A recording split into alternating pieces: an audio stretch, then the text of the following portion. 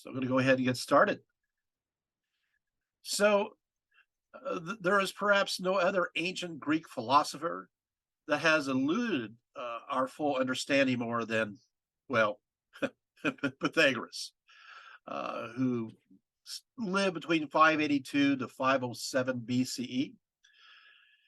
It's not because we have so little information, but we have so much concerning his themes and ideas from a whole bunch of sources, but they don't necessarily agree. So, accordingly, Pythagoras was both a philosopher and a mystic, teaching reincarnation and mathematics, ethics, and teaching about the soul. For him, of course, the soul was divided between good and evil.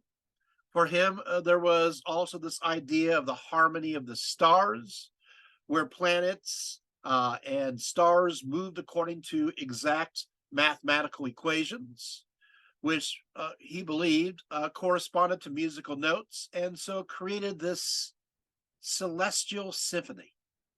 He was a man that was deeply involved in the mysteries. We're going to have so many mysteries here.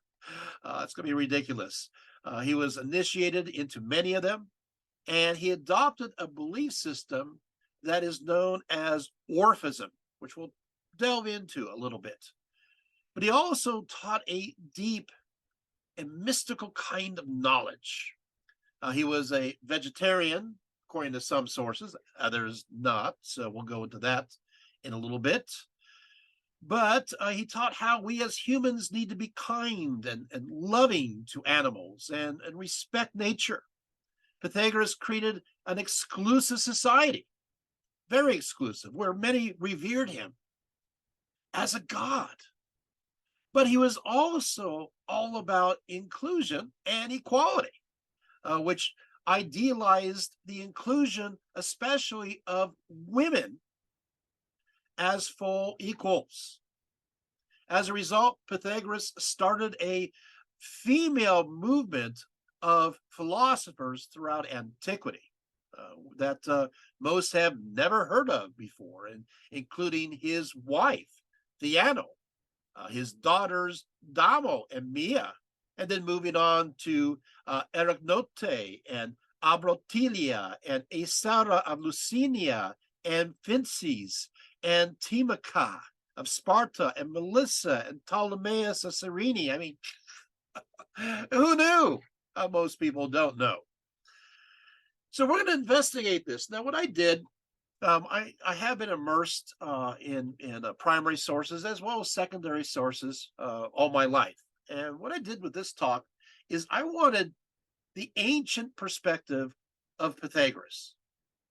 I want you to understand how people at that time, from his time all the way to around the fourth, actually 5th century CE, I want you to understand how he was perceived by the Greeks and the Romans. I want you to get into their worldview. So what I did is I decided, just for fun, to exclude many secondary sources and just went through the primary sources and put this together like a patchwork quilt, because I want you to understand how they understood him. And maybe that's going to help. Now, I did throw in towards the end a little bit of commentary to mathematics, but that's put together in more recent times. And most of this is from that era. So let's jump into this, shall we? Now, while Pythagoras was a noted pre-Socratic philosopher, we must keep in mind that he was also very much a mystic too. And so very much represents the realm between science and religion wrapped up in his own person. Pythagoras was born on the island of Samos, off the coast of Ionia, and directly across from the city of Ephesus.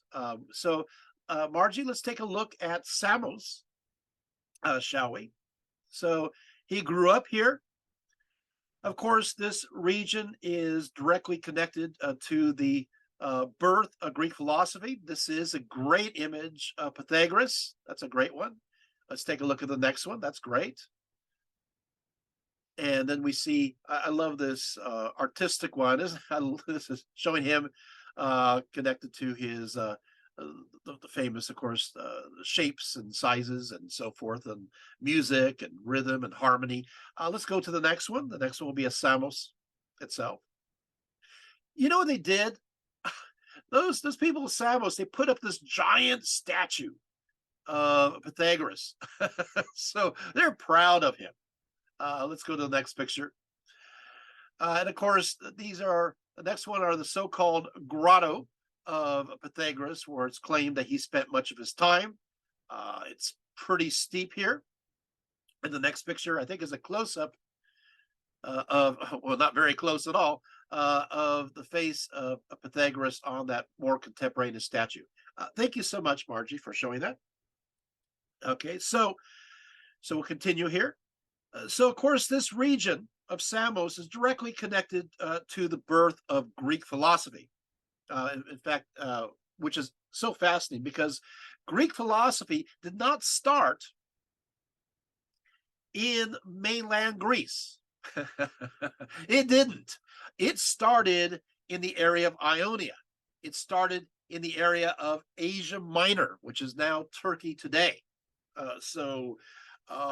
Basically, you have a few reasons why. One of the reasons why is that this area there's a connection directly with the trade routes that went all the way to Persia, as well as India, and of course the sea routes went all the way to Egypt. And so this interaction with different cultures and different ideas and beliefs and perspectives, that's how philosophy thrives. You have in mainland Greece, you have the situation where, people are living in between these steep mountains in virtual isolation of one another. And of course, this does foster the city-state system, a really strong sense of independence between them. And yes, later on, they will foster great philosophers, but at first, it really doesn't help.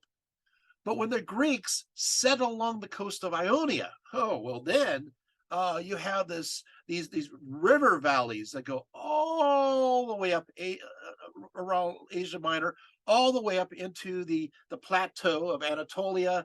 And you have these roads that go east and west, and that facilitates all these ideas. And these ideas then go to a place called Miletus, which is right along the coast of Ionia. And Miletus, of course, you got Thales, right, who's the first pre-Socratic philosopher. You have Anaximander, right, after him, also from Miletus. And then you have Ximenes, also from Miletus. And then, of course, you move on to, obviously, Heraclitus of Ephesus, which is just up north from Miletus. Well, right across the way from Ephesus, then, is the island of Samos. So it's still part of this area, the great royal road of the Persians that went from Ephesus all the way to Susa and Persepolis after that. And there was like 111 postal stations in between it. So it took about 2 weeks to get from Ephesus, which is along the Aegean, to Persia. Pretty deep in. It only took 2 weeks. So information spread so fast, and Samos was one of those areas to receive all this interesting information. And this is where Pythagoras grew up. It makes sense. He's at the right place at the right time, right in the middle of this great explosion of knowledge that's known as the axial age, right? I mean, fact, you'll figure out pretty quickly. During this period of time, between 6 to 500 BC, not only are these the pre-Socratic philosophers, 6, 500, 400, the pre-Socratic philosophers are thriving in of course Ionia, but you go further in, and of course, and Zoroastrianism is really spreading quickly, right? And of course, you have also the newer ideas arriving in the Babylonian exile, a new form of Judaism is arising. But you go further east, and what's happening during that period of time of the 500s? Well, of course, you have now Hinduism becoming fully autonomous from Brahmanism. And also from Brahmanism, you have, of course, Buddha is in the 500s, right? So he's coming about during the same era. And also you have Mahavira, right? Of Jainism during that same era. And you go further and further east, and it's like, whoa, 500s, wait. you got Confucius, right? During the same period of time. And Lao Tzu, so Confucianism, and so this is a pretty amazing, right? This is the axial age. So ideas are going from east to west, and Pythagoras is going to receive many of these ideas. So we're going to go into how that happened. So Samos, which is an island right off the coast, is receiving all this information from the trade routes, and also coming by way of Egypt. And we'll find out really soon that he does go to Egypt twice. Okay, so Pythagoras, as I said, was born on Samos. According to Diogenes Laertius, and we're going to be talking about Diogenes quite often. He's a primary, well, he's not primary source, but he is an ancient source on it, right? Pythagoras was the son of a gem engraver by the name of Mensarchus. And according to Hermippus, a Samian, he had brothers of whom Eunomus was the elder and Tyrannus was the second. He also had a slave. The slave was named Zamolcus. Now, you're going, why are you talking about this? So he has a slave named Zamolcus. Already the mysteries begin. With the slave named Zamolcus? Well, of course, according to Diogenes Laertius, he was, it says, who also had a slave, Zamolcus, who was worshipped by the Gitans as Kronos. And by the way, Herodotus mentions that as well. In fact, Zamolcus is part of this mystery, this mysterious slave. Is part of the whole story of Pythagoras at the beginning. He's mentioned by Herodotus and Jordanes and Iamblichus and Plato. Everybody talks about him, but not us today. So according to Herodotus, Zamolcus, he was a human. You're going, why you define him as a human? This is going to change? So he was a human. He was at first a slave of Pythagoras. He was inducted into the Eleusinian mysteries. He was then liberated and went back to his homeland in Thrace, and he was amongst a fierce group known as the Getae. There, for some reason, he taught those in Thrace that they would go to a place where death is unknown. What? So this, maybe everybody's inspired by Pythagoras. I don't know what happens here, but the slave is now telling these people, the Getae, that there is this place that you eludes death and you can achieve immortality. So then he dug this underground home. Just can't make this up. And he lived there in this underground home for 3 years, returning on the 4th year. And now the Getae believe, wow, yeah, he's come back. He's in a sense resurrected. And so what happens is that he's viewed then as a divine being and synonymous with a god by the name of Gelbissus, who is the storm and lightning god, the sky god of the Getae.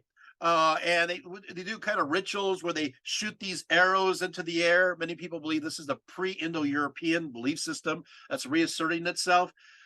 It's funny because Iamblichus, the famous Neoplaton philosopher, says that by the Thrace, he was considered the greatest of the gods by the Getae. Plato Plato says he was skilled in the art of incantation. So I don't know. I mean, we just started talking about the Pythagoras, and all of a sudden, just even a slave suddenly goes off and becomes a divine being. You just can't make this up. I mean, you can make this up, and it most likely is made up. But the point of the matter is, this is what people believed in that time. So is the legacy already of Pythagoras. And we just started his life. Let's keep going. So now let's go into, as the origins of Pythagoras's name.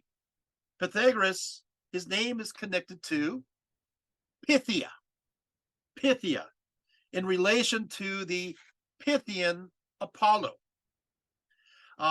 Aristippus, who lived from 435 to 356 BCE, I told you I'm using primary sources, writes, he spoke, agor, the truth no less than the Pythian, unquote. So he's being connected to the Pythia. He's like a Pythia from the mindset of those in ancient times.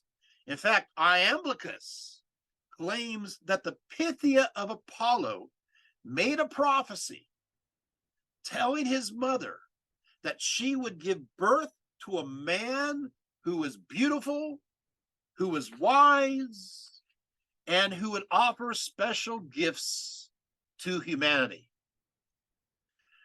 Another source asserts that his mother's name was Pythagoras, and so perhaps was named after her. So who are the Pythia?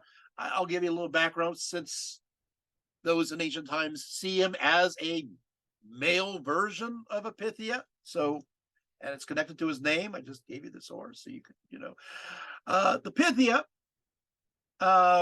This is a name bestowed upon the priestess of Delphi, a sanctuary that was dedicated to Apollo, that was located beneath the slopes of Mount Parnassus. So, Margie, go ahead and show us a beautiful Delphi there. What is that accordingly, the Pythia entered into a mystical trance and then worked into a frenzy. It would become possessed by the prophetic spirit and deliver various oracles, often in gibberish, but then interpreted by the priest standing by. Some of the prophecies being quite enigmatic and sometimes downright confounding. Go to the next picture. For example, one time King Croesus of Lydia wanted to know what to do with the approach of the Persians. Should he keep his plan of attack? Sending his question to the Oracle of Delphi, the Pythia responded that if he should attack, a great empire would fall.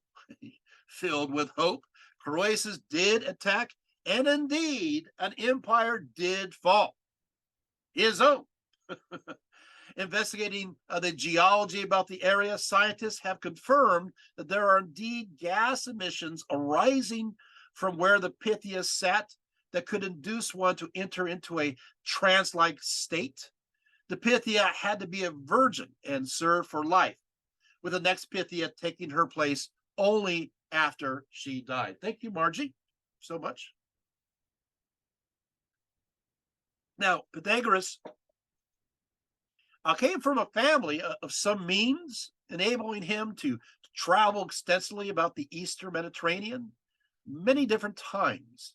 Pythagoras was not poor, but had the advantages of arriving from a wealthier background, and so he didn't have to be in constant survival mode. It kind of freed him up to just simply explore philosophy as a full-time occupation. Isn't that special? I wish I could do that, right? Don't we all? Wouldn't it be nice to just, hey, what am I going to do? I'm going to be a philosopher, sure. Not worry about it. So there you have it. So during the first notable trip, Pythagoras left Samos for the nearby island of Lesbos, located further to the north along the coast of Asia Minor, accompanied by his own personal slaves. So once again, we have evidence here that Zamolcus went with him on this trip. I'm not sure if that's any influence about Zomachus later on becoming this divine being. I don't know, but we shall go into this. We're going to go into another rabbit trail. Here we go. So what happens is that from Samos, I'm reading the primary source now. It is said he went to Lesbos with an introduction to Pherecydes. Now, Pherecydes, from his uncle Zolius, Pherecydes is actually, he becomes one of the teachers of Pythagoras, although some people say that Pythagoras influenced him, but he's one of the teachers. And we're going to go into the rabbit hole right now. While there are many teachers ascribed to Pythagoras, some possible, others highly improbable, it is highly likely that Pherecydes was one of his teachers. First of all, Pherecydes was very much into the mysteries, especially espousing ways of trying to access hidden knowledge, creating a very esoteric school of thought. One commentary declared of him, it says, Pherecydes, the man of Syros, talks of recesses and pits and caves and doors and gates, and through these speaks in riddles of becomings and the deceasings of the soul. Ooh. Second reason why Pherecydes is most likely connected to Pythagoras, other than people saying that he was an instructor. Both Cicero and Augustine agree that Pherecydes was one of the earliest to teach about the idea of the immortality of the soul, at least to the Greeks. So, and we know that Pythagoras later on teaches about the immortality of the soul. And tied to this thought, third, Pherecydes taught the idea of the transmigration of souls, or as we commonly call it, reincarnation. Now, once again, Lesbos is right there, Samos right there along the coast of Ionia. With the idea of reincarnation, absolutely 100% becomes part of the Greek and Roman mindset. Plato talks about it. Of course, later on, Virgil and the Aeneid talk about it. It's common knowledge. Where does it enter? Here, during the Axial Age, during the period of time where reincarnation starts becoming a really big idea in places like India, right? When you have Brahmanism slowly transferring into a form of will become Hinduism, and so you have this change in the Upanishads, especially the Brahmanas start going there, the Upanishads go there, and this is, of course, from the 500s. So, and this is the transformation. So these ideas seem to be crossing across the continent.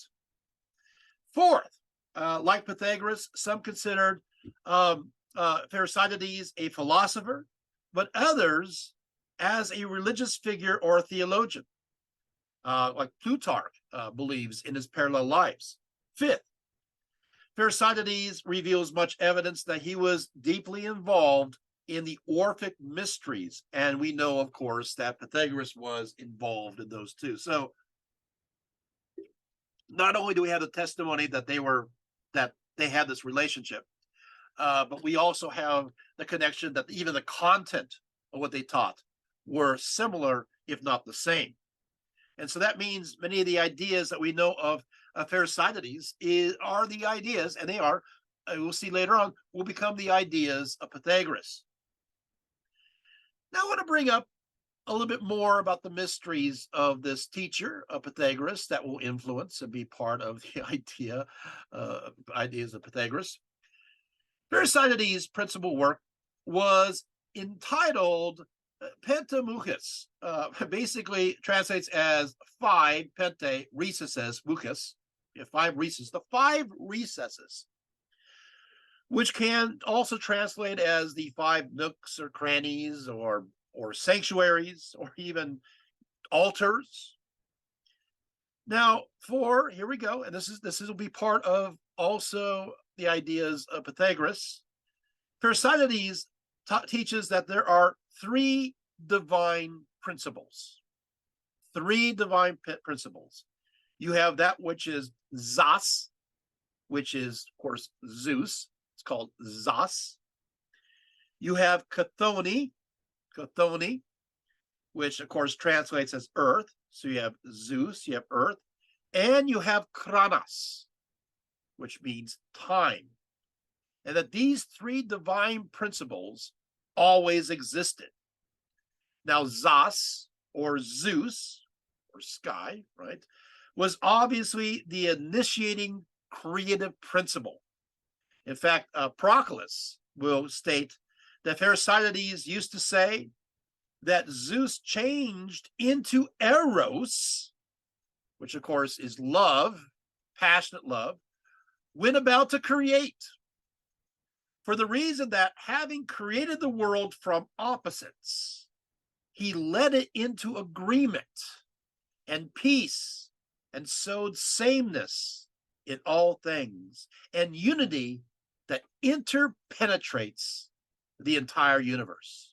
So Zeus, this divine principle, becomes Eros, initiating the creation of the universe through his masculine sexual activity, which has obvious parallels, as we know, to Zeus of the Orphic Mysteries, as we shall discover quite soon. This creative masculine initiating is upon the feminine Chthoni, or earth.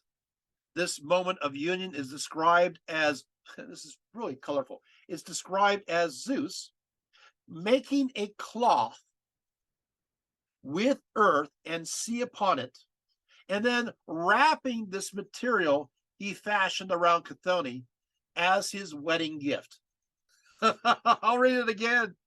It's trying as Zeus making a cloth consisting with earth and sea, and upon it, and then wrapping this material he fashioned around Chthoni as his wedding gift. So she's given this wedding dress, this wedding outfit that is earth and sea. In another fragment from Thucydides, Zeus wraps the cloth around a winged oak, an oak tree, a winged. So an oak tree has wings on it. Oh, and now that in and of itself is a whole other talk when it comes to sacred trees. It's like, wait a second, why is the oak tree? Oh, that's sacred to Zeus. Has wings connected to the sky, but what's going on there? Well, I wish I had time to unpack it, but we have more things to unwrap.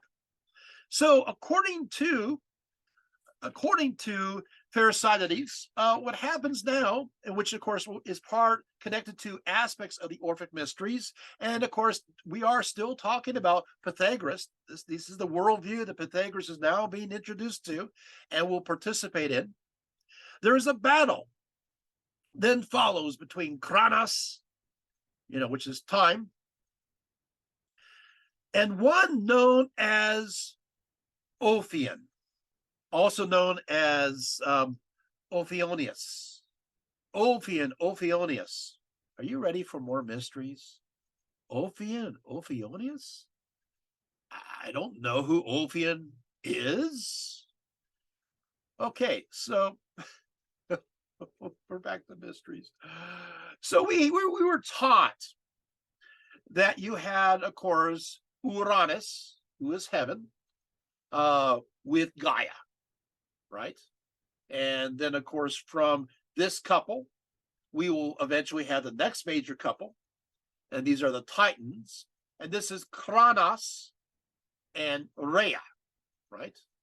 And then following Kronos and Rhea, you have, of course, Zeus and Hera. So we're used to these pairs, Uranus and Gaia, Kronos and Rhea, Zeus and Hera. Did you know, and you may not have known, that there is another secret union, another secret pair that is between Uranus and Gaia and Kronos and Rhea? What? Yeah, there's a mysterious couple in between. Uh, so you can, and that's Ophion and Euronomy. So it really is then Uranus and Gaia, the first pair, and then it is Orpheon and Euronomy, and that pair, and then it's Kronos and Rhea, and then Zeus and Hera. Wait, how come I never knew this? Because these are part of the mystery. You see, Uranus, of course, is the primordial god of the sky, right? With Gaia. And accordingly, Uranus or Uranus, right, is the father of Ophion, and Ophion is the brother of Kronos. And at first, it is Ophion and his consort, Euronomy, who are the ones who are the rulers. And let's go further. Ready? And he is the primordial serpentine god. The primordial serpentine god. He is, in fact, the word Ophion means serpent. So according to, wow, we went there. So wait, so we went from this heaven deity to a short period of time where you have this serpent deity that's in charge. Yeah, and on Mount Olympus too. And then of course Kronos takes over. Is this interesting? Right? This is part of these inner mysteries. I told you I'm going to share you things that nobody ever heard of before, or most people haven't heard. So what will happen there? Of course, there's a shadow of that with Typhon. Of course, Typhon is from Gaia and Tartarus, but there is a shadow of that idea, of that tradition that kind of echoes in that legend. So what happens now, I'm going to just read a primary source to explain it all. Why not? This belief. So it goes as follows. So, excuse me. So according to Apollonius of Rhodes, I'm just going to read you the source. Yeah. The famed singer Orpheus sang of this battle that follows between Kronos time and brother Ophion as follows. He sang, I'm quoting now, I am quoting from the ancient source. He sang how the earth and the heaven and the sea once mingled together under one form, how after deadly strife were separated each from the other, and how the stars and the moon and the paths of the sun ever keep their fixed places in the sky, and how the mountains rose, and how the resounding rivers with their nymphs came into being, and all creeping things. This is really the origin of all things. And he sings how first of all, Ophion and Euronomy, daughter of Oceanus, held the sway of snowy Olympus, and how through strength of arm one yielded his prerogative to Kronos and the other to Rhea. So basically, how Kronos and Rhea took over Olympus from Ophion and Euronomy. And how through that strength of arm one yielded, and how they fell into the waves of Oceanus. But the other two, meanwhile, ruled over the blessed Titan gods, while Zeus, still a child, and with the thoughts of a child, dwelt at the Dictaean cave. Of course, that's Mount Ida, right? Dictaean cave. And the earthborn Cyclops had not yet armed him with the bolt, with thunder and lightning, for these things gave renown to Zeus. That's from the Argonautica. So, yeah, so there is this conflict. Then there is chaos. And this is interpreted as water arising only after the first three. In the end, Kronos defeats Ophion and his followers. Yes, we're going to go deeper. And locks the latter away into Tartarus with locks fashioned of iron, understood by Pherecydes, who's a teacher, Pythagoras, as an appointment of the spheres, as an appointment by the spheres, with both Zeus and Cronus victorious and now ruling the sky as well as all space and time.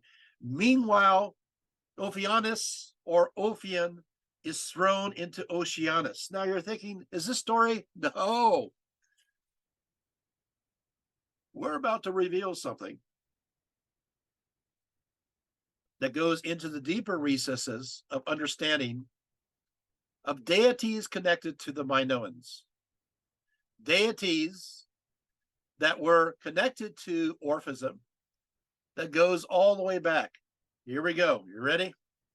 So what are the 5 recesses, about, that was talked about by Pherecydes? What are these 5 recesses that, of course, will be learned by Pythagoras and part of the Pythagorean mysteries? Yes, we're reviewing Pythagorean mysteries here. So, yeah, this is good, right?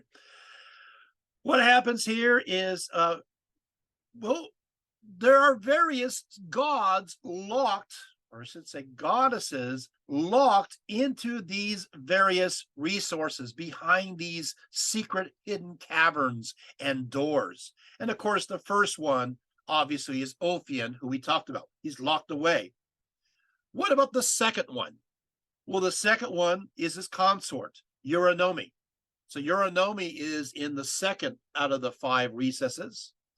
Now, the name Eurynome is derived from a Proto-Indo-European word, nemein, which means to distribute. So, for she was a ruler who is also known as a wanderer. In fact, we get the word nomad from her name, a wanderer. And so who is a wanderer that seems to also be one who distributes and orders things as she moves over places? Guess what that would be? That's the moon. That's right. So most likely Eurynome is connected to the idea of the moon. Now, Eurynome was, again, a pre-Indo-European Neolithic mother goddess with lunar associations that was overthrown by the Mycenaeans when they took over Greece, possibly in connection to the Pelasgians who occupied mainland Greece before their arrival. But people forgot about her, but not not our friend Pherecydes. He remembers, and of course, obviously, this goes into Pythagoras. Okay, so who is in the second chamber? Which, guess what? Surprise, surprise, right? The one in the second one happens to be Echidna. Echidna is another goddess that's demoted, that is thrown into the underworld. Now, Echidna means she viper, the she viper. She was half nymph and half snake, and often declared as the mother of all monsters. Echidna was a dracana, was a dragon, having the face and torso, however, of a beautiful woman, but her body was that of a serpent, sometimes having 2 serpent tails. Now, which is interesting, right? So at one time, Echidna, or the Euchidae, I should say, these multiple creatures were viewed as protectors of the vineyards. So they became demoted to these creatures who were protectors of the vineyards. We could see this observed from various images of now multiple versions of her on various archaic vases. One vase depicts 2 echidnae acting in magical ways within a vineyard, while the opposite side shows goats attacking the very same vines. Hesiod, from the around 600 BCE, notes of Echidna. He says as follows: in a hollow cave, she bore another monster, irresistible, in no wise like either to mortal men or to the undying gods. Even the goddess fears Echidna, who is half nymph with glancing eyes and fair cheeks, and half again a huge snake, great and awful, with speckled skin, eating raw flesh beneath the secret parts of the holy earth. And there she has a cave deep down under a hollow rock, far from the deathless gods and mortal men.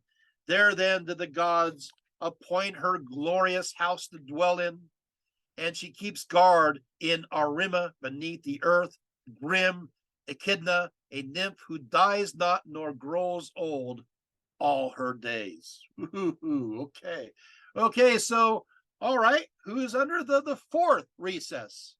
Well, that's Kelere. Kelere, it's a Naiad whose name means beautiful flow. Now, why would she be sent there? Well, she's the one who produced Echidna, so mom is locked away. Okay, you can see where these Minoan goddesses, right, are being demoted into these hollows. Are you seeing this? But still, the mysteries continue on as undercurrents, preserved in the Orphic realm of the mysteries, and then of course continuing on with Pherecydes and then into Pythagoras. I told you I'm going to reveal mysteries. So, well, okay. So, moving on.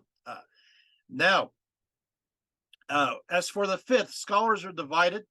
Many believe is Chthoni, who is, of course, Earth herself, locked away in one of these lowest chambers. Do you guys notice something? Yeah. 4 out of the 5 of these deities that are placed into these hollows deep within the earth happen to be demoted goddesses. And you can see this is a very strong sign of a patriarchy. But then again, as we know about a lot about Pythagoras, he sees women as equals. Now we're starting to understand where things are going. Okay, so there we have it. Now, Pherecydes, he was either buried in the city of Ephesus or on the island of Delos. There's 2 different traditions about where he's buried. All right, so Pythagoras is now getting all this information, and I'm sure his slave, who is with them, is getting all these ideas too, because again, he's going to be freed and he's going to be becoming a god. So another one who taught Pythagoras was a teacher by the name of Themistoclea. Themistoclea was a priestess of Delphi. She was a priestess of Delphi. Wait, Dr. Rietveld, wait, another one of his teachers? It's a yes. A female mystic who is a priestess is one of his teachers. Good, right? And she is said to have taught him his moral doctrines, according to Aristarchus of Terratum, in the 4th century, as quoted by Diogenes Laertius in the 3rd century. Now, Porphyry, who's of course a famous Neoplatonist, called her Aristoclea and says the same. He, Pythagoras, taught much else, which he claimed to have learned from Aristoclea at Delphi. Because this fact goes against the common patriarchy of the era, and in view of Pythagoras' own later teachings that firmly asserts that women can be philosophers, this attribution may indeed actually be very authentic. So this is kind of like, yeah, here we go. Next, Pythagoras went to Egypt. Yeah, he went to Egypt. From there, so what he did is that he went to Egypt, bringing with him expensive gifts. In fact, he had 3 silver flagons made and took them as presents to each of the priests of Egypt. And so they received these. Now, he may not have stayed long on this trip, and he may have realized that he needed more than expensive gifts to satisfy the Egyptian priests, to open up their mysteries to just a mere foreigner, because he leaves and he comes back again another time. But this time, he will bear special papers to gain an audience with Pharaoh. From Egypt, Pythagoras goes back to Lesbos to return again to Pharisaides. So again, until his death. Yeah, he's there until his death. So when I told you all about the Pharisaides, that was important because Pythagoras was with him all the way until his death. And then he returned to Samos again. And he says, okay, I'll just quote here. He was a pupil, as already stated, of Pharisaides of Syros, after whose death he went to Samos to be the pupil of Hermodamus, a man already advanced in years. Many believe that Hermodamus was Pythagoras' music teacher. So this is where he's learning his music. Now Pythagoras was eager for knowledge, but not just any knowledge, but mystical and occult knowledge. Diogenes Laertius states, quote, while still young, so eager was he for knowledge, he left his own country and had himself initiated into all the mysteries and rites, not only of Greece, but also of foreign countries. So most likely during this time, Pythagoras was introduced, induced into the Orphic mysteries, although I think this happened already with Pharisaides, right? But also the other mystery cults and belief systems as well. Moving on. Apparently, Pythagoras then embarked on even more extensive travels. He went from there to Babylon and to Crete. It's not really that exotic, it's near. And back to Egypt. He's back to Egypt again. We actually know much about his trip to Egypt. That's right.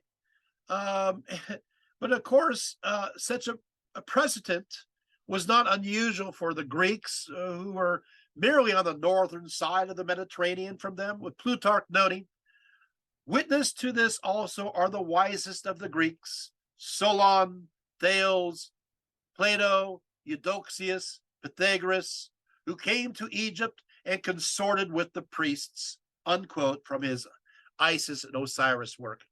So, yeah, this is where wise people go in Greece. They go to Egypt. So many people miss this link. Of course, Pythagoras was prepared with the proper papers to present the Egyptian pharaoh. So we have that. As Polycrates sent him a letter of introduction to Amasis. This is the pharaoh, Amasis, at his court at Areopolis. Now, Amasis II, the pharaoh, he ruled from 570 to 526. He was also known as Athos II, and he warmly received Pythagoras. He's very impressed with him and interested in everything they had to say and share. So Athos II, he happened to be a very unusual pharaoh. In fact, he did not come from a very long, proud line. He came from common origins. He gained power as a result of a revolt amongst Egyptian soldiers, returning home after a really disastrous defeat against the Dorians in Libya. So what happens, the previous pharaoh and priest fled to Babylon. So what happened, of course, is that he's in control. So Athos also wished to endear himself with the Greeks as much as possible. Still, he had a genuine interest in Greek culture, sending generous gifts to many of the Greek holy sites, even helping rebuild the Temple of Apollo at Delphi after it burned down. After hearing Pythagoras freely, this is a quote from ancient times, freely entered the Egyptian sanctuaries and was told their secret lore concerning the gods, unquote. For Athos II gave him the papers necessary to enter any of the temples of his land and meet with any of their priests. And of course, the four centers of the ancient knowledge being Heliopolis, Memphis, Hermopolis, and Thebes. Now, Plutarch notes that Pythagoras first received instruction from Eunuphus of Heliopolis. However, there is a story where none of the priests of Heliopolis, and Memphis, and Hermopolis, and Thebes wished to give up their secrets to this Greek stranger. But they didn't want to look like they're going to be disobeying the Pharaoh either. So what they did is that when Pythagoras talked to the priests of Heliopolis, they told him that, oh, yeah, you know what? Those at Memphis, they had by far the oldest and most authoritative tradition. So why don't you go to Memphis? So he goes to Memphis, and the priests of Memphis said, oh, you know what? Yeah, they were wrong. It's actually Thebes. They have the little stronger tradition. So you should go there instead. And when Pythagoras reached Thebes, these priests realized they better let him in. They're running out of options. There's only one more city of the four. But they decided that we're going to make the regiment so difficult for the initiation to find our mysteries that he's going to give up. So they had these extreme fasts, difficult feats of physical endurance, constant study. Pythagoras prevailed, and they gave up. No other Greek having initiated into the Egyptian priesthood before. Pythagoras also decided to stay a while and be with these priests. We know that Pythagoras was there long enough so that, according to Laertius, quote, quote, he learned, this is a quote, he learned the Egyptian language. So he learned Egyptian. As he said, we learn from Antiphon in his book on men of outstanding merit. So Laertius even gives the source where he heard the story. Plutarch notes, who's very involved with Egypt in general, if you know his works, Pythagoras, quote, it seems, was greatly admired, and he also greatly admired the Egyptian priests, and copying their symbolism and occult teachings, I'm still quoting from ancient times, incorporated his doctrines. This is great. Incorporated his doctrines in enigmas. As a matter of fact, I'm still quoting this. Most of the Pythagorean precepts do not at all fall short of the writings that are called hieroglyphs, such, for example, as those: do not eat upon a stool, do not sit upon a peck measure, do not lop off the shoots of a palm tree, do not poke a fire with a sword within the house, unquote. Wait, this is a quote? That's a quote. So he learns hieroglyphics. He also learns the gift of putting things into enigmas, right? Very strange ways of saying things. He's learning ancient Egyptian. He now knows the mysteries. Furthermore, there's a lot of confirmation here, isn't there? Herodotus adds more influence that came from Egypt, saying that the Pythagoreans agreed with the Egyptians in not allowing the dead to be buried in wool as related to the sacred discourse. So we're already getting some influence when it comes to practices amongst Pythagoreans. Now, if you look at all the mysteries I revealed, and we'll just keep going. The Persians were a rising power at this time, conquering much of Asia. And in 526, even invaded and took over Egypt, overthrowing Ahmose II. But now Pythagoras was also interested in the teachings of Zoroastrianism. Why not? And the Persians are here. Of course, this is obviously the principal belief system of the Persians. And so we are told by Laertius, yes, that Pythagoras, quote, also journeyed amongst the Chaldeans and the Magi, unquote. The Magi, of course, are the high priests of Zoroastrianism. So now he's learning Zoroastrianism. He's just picking up all these ideas. Now, according to Laertius, Pythagoras, while in Crete, he went down into the cave of Ida with Epimenides. Epimenides. Now we have another legend.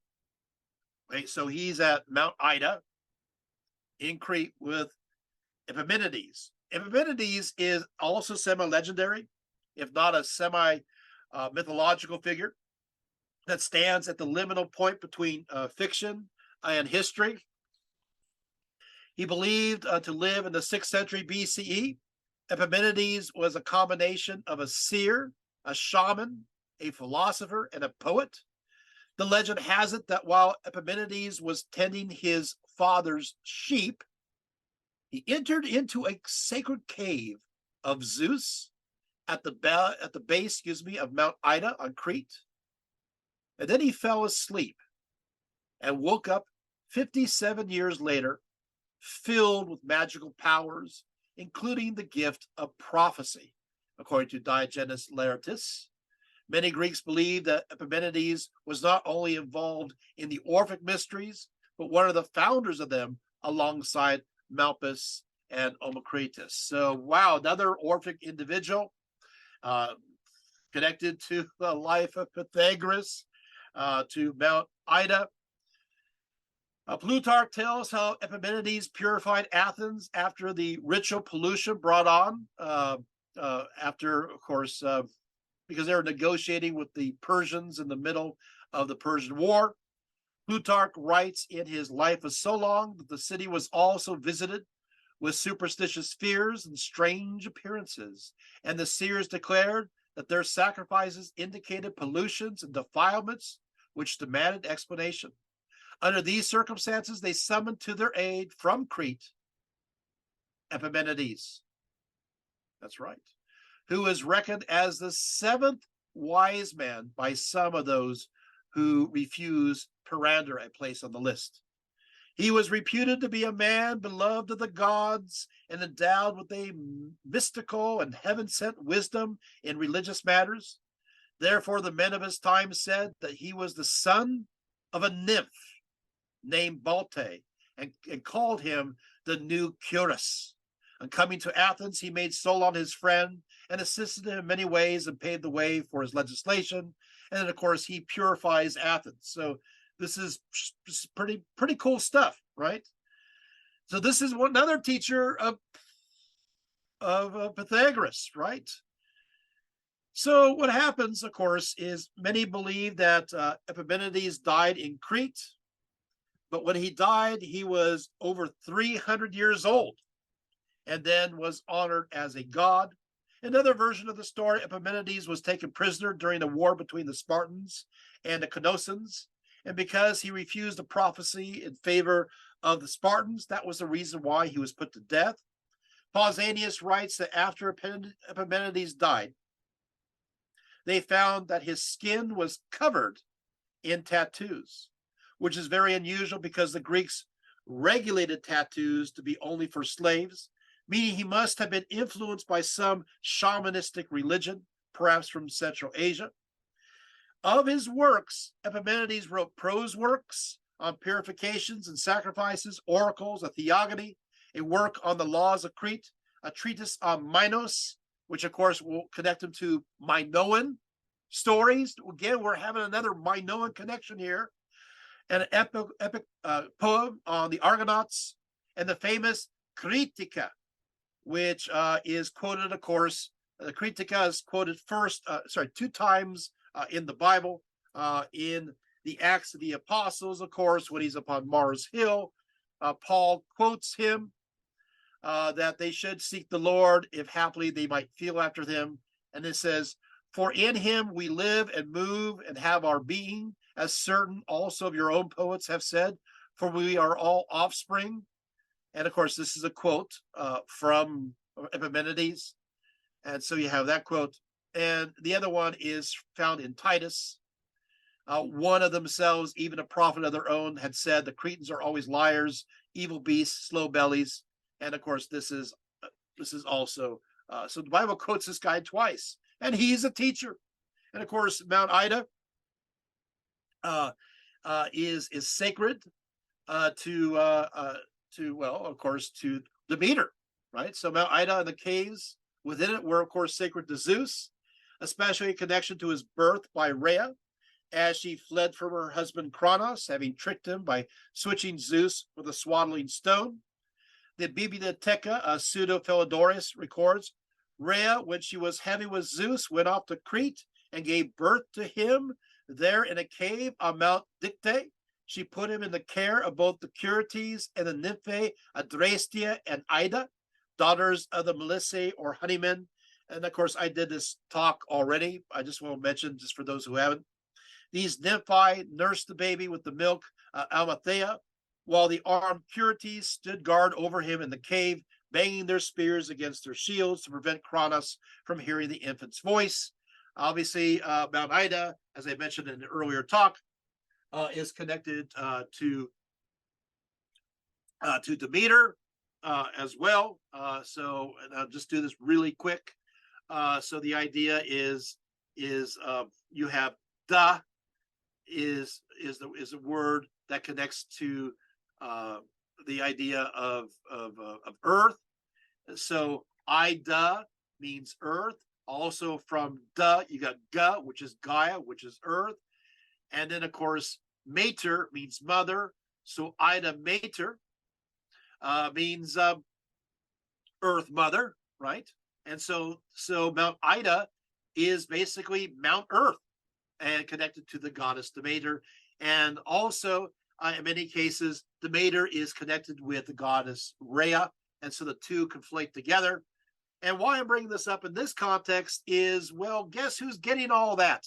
All this ancient Minoan religion from a guy who actually wrote on Minos and Rhododendron, right? Who actually focused some of his work on this earlier substratum, and of course, connected to the Orphic mysteries. Wow, we're getting quite a bit here, right? So let's keep going down, this path.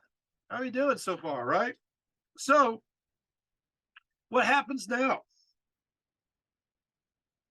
Okay, so, but when Pythagoras finally returned to Samos again, which is the third time, you wanted details, right? I'm giving you details, right?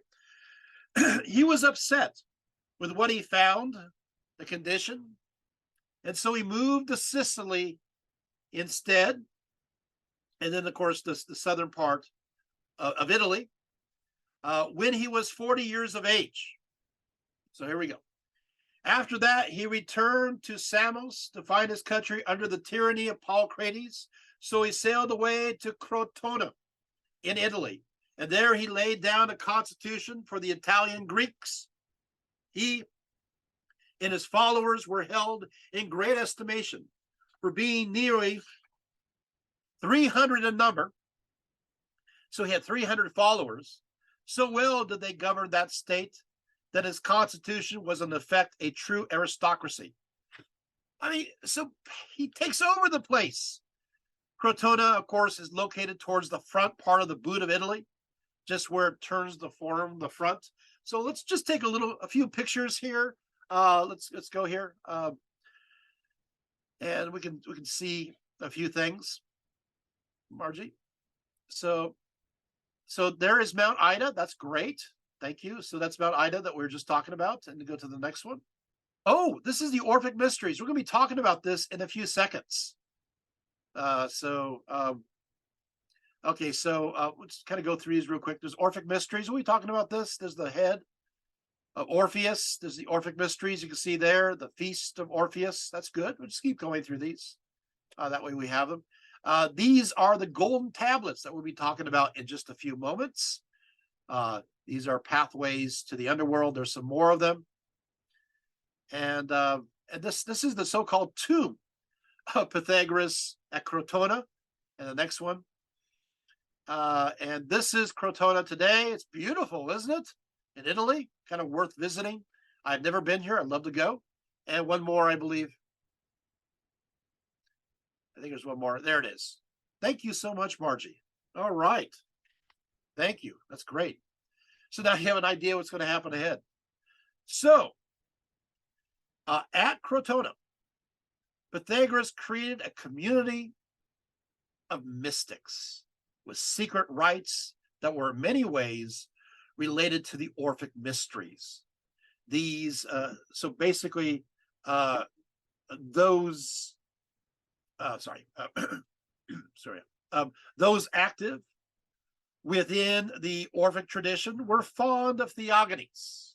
And so Hesiod's grand work in particular was very popular. What is also clear is that they enjoyed embellishing these stories of the gods with even stranger elements filled with abstract speculations, interwoven throughout with mystical nuances and connotations. And so what will happen is all of these interesting stories that go all the way back to the Minoans and the Mycenaeans, the stories of that were told by Pherecydes and Epimenides. These stories will permeate the Orphic mysteries, and this is part of the belief system, yes, of Pythagoras. So let's go there. So of all these tales, the myth of Dionysus Zagreus is the most important for deciphering Orphism. And so basically this story is kind of hard to listen to, but here it is. It's a very strange one. So the story is Zeus goes unto his mother, Rhea Demeter. So sometimes the mother is known as Rhea, and sometimes his mother's known as Demeter. So basically he's with his mom, and he sires Persephone. Then Zeus goes, I'll just use like old King James English, goes unto Persephone in the form of a snake, right? In the form of a snake, and sires Dionysus. Of course, we're back to that snake connection, right? To the child Dionysus, he decides that because it's mostly him, right? It's mostly Zeus stuff because, mom, daughter. So what happens is that he says, I think Dionysus should be the king after me, should be the ruler after me.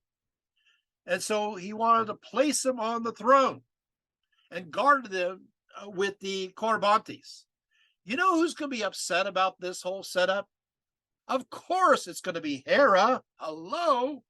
So Hera sends up the Titans, who distract this child, little baby Dionysus, with these toys. And while the child is looking into a mirror, that's one of the ways they're also enticing him, he is dragged from the throne, he's killed, and little Dionysus is torn to pieces. And then he's boiled, and then he's roasted, and then he's eaten. Okay, so not good. So Zeus is upset, and he looks, that the Titans ate Dionysus, who is pure spirit, right? Who is spirit like me, has been gobbled up by these materialistic Titans. And so what he does is he sends down a lightning bolt, boom. This is the Orphic mysteries. And what happens is the Titans are turned into ash. But who also is turned into ash is the remnants of baby Dionysus, who is spirit, sprinkled amongst them. And so according to the Orphic mysteries, then what happens is that Zeus takes the ashes, partly material, this titanic material flesh, mingled amongst the pure Dionysian spirit, and makes humanity. And so humanity is a combination between a divine Dionysian spirit and an evil titanic flesh. In the Greek world, the repressive, titanic nature of man was proverbial, expressing an innate evil nature that is exhibited by disobedience, according to Plato, of authorities and parents and laws. This evil soma, this evil body, was considered a sema, or tomb of the soul.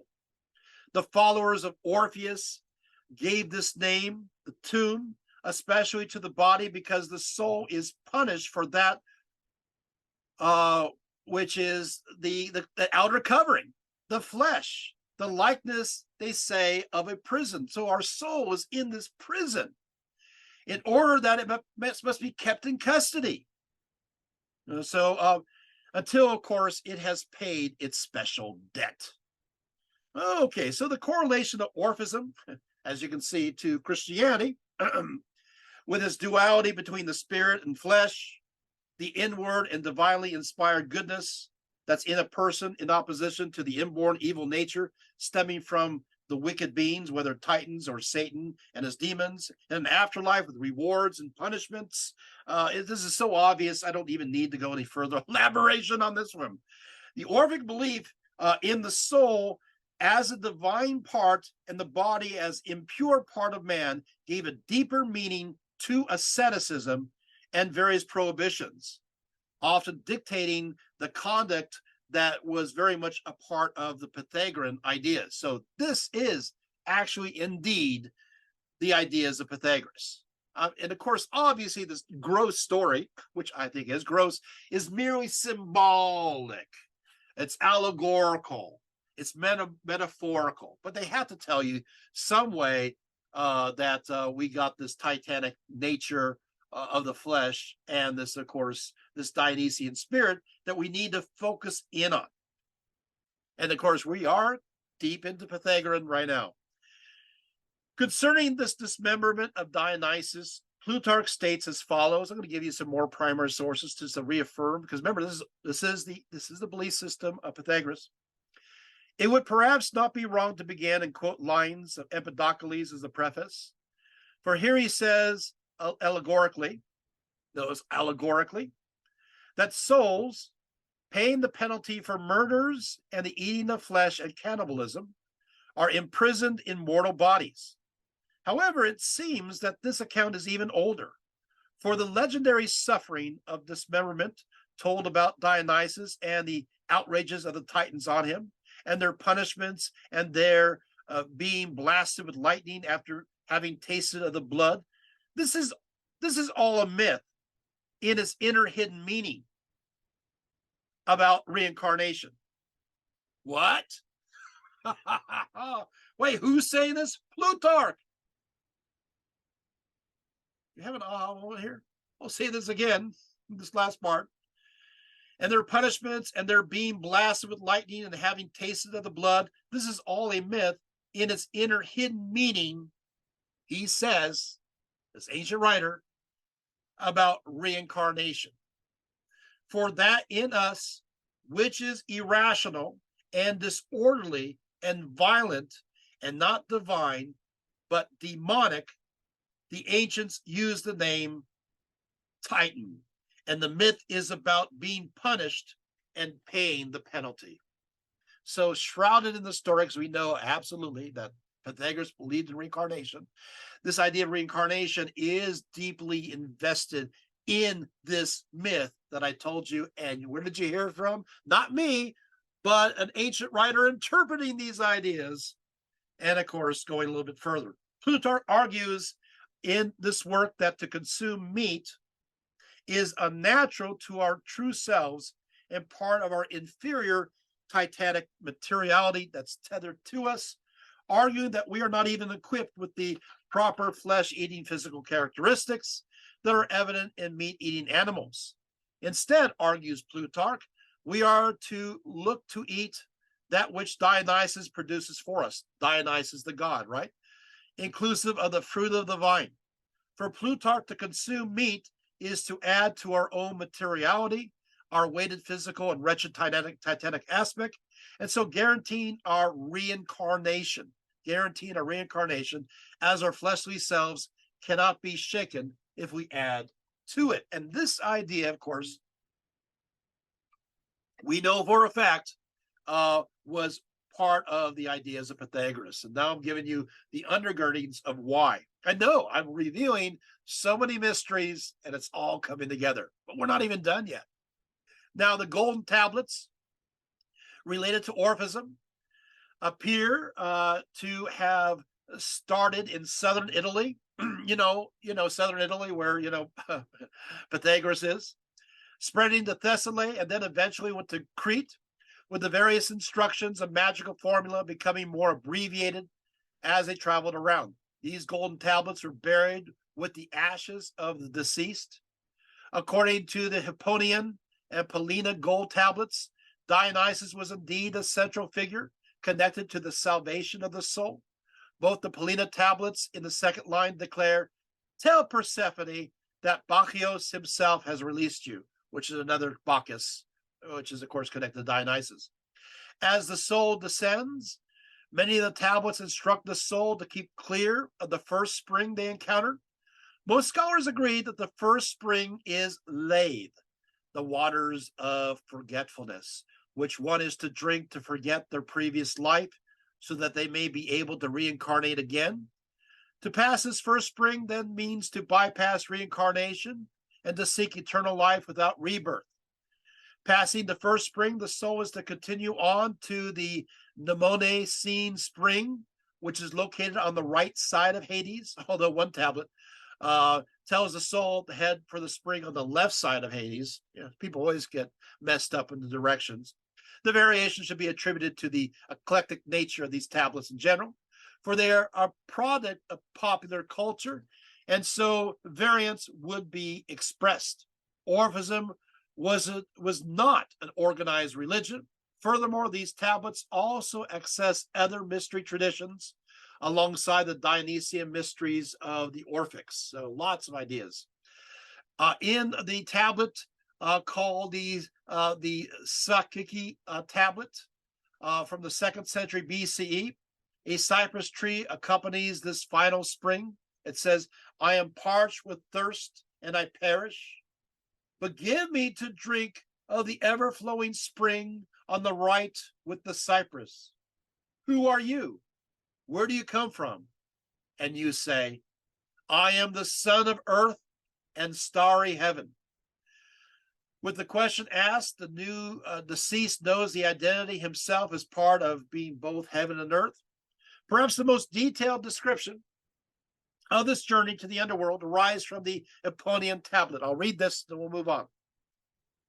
This will give you, because again, we're wanting to know what happens in the afterlife.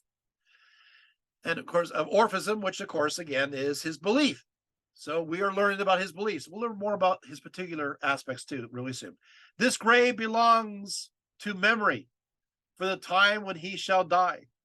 On the right side of the well-fitted house of Hades is a spring, and close to this stands a shining cypress. Around this place, the descending souls cool themselves. Do not approach this spring, but proceed to the lake of memory, with cold water flowing forth. There are guardians here, and they will ask you with shrewd speech, 'What are you looking for in the darkness of deadly Hades?' Say, 'I am a son of earth and starry heaven. I am parched with thirst and perishing, but give me to drink from the cold water from memory's lake.' And they will show you to the Chthonian king and give you to drink from memory's lake. And then, having drunk, you will walk on the holy path of the many, on which also other renowned Mistai and Bacchi walk." Wow.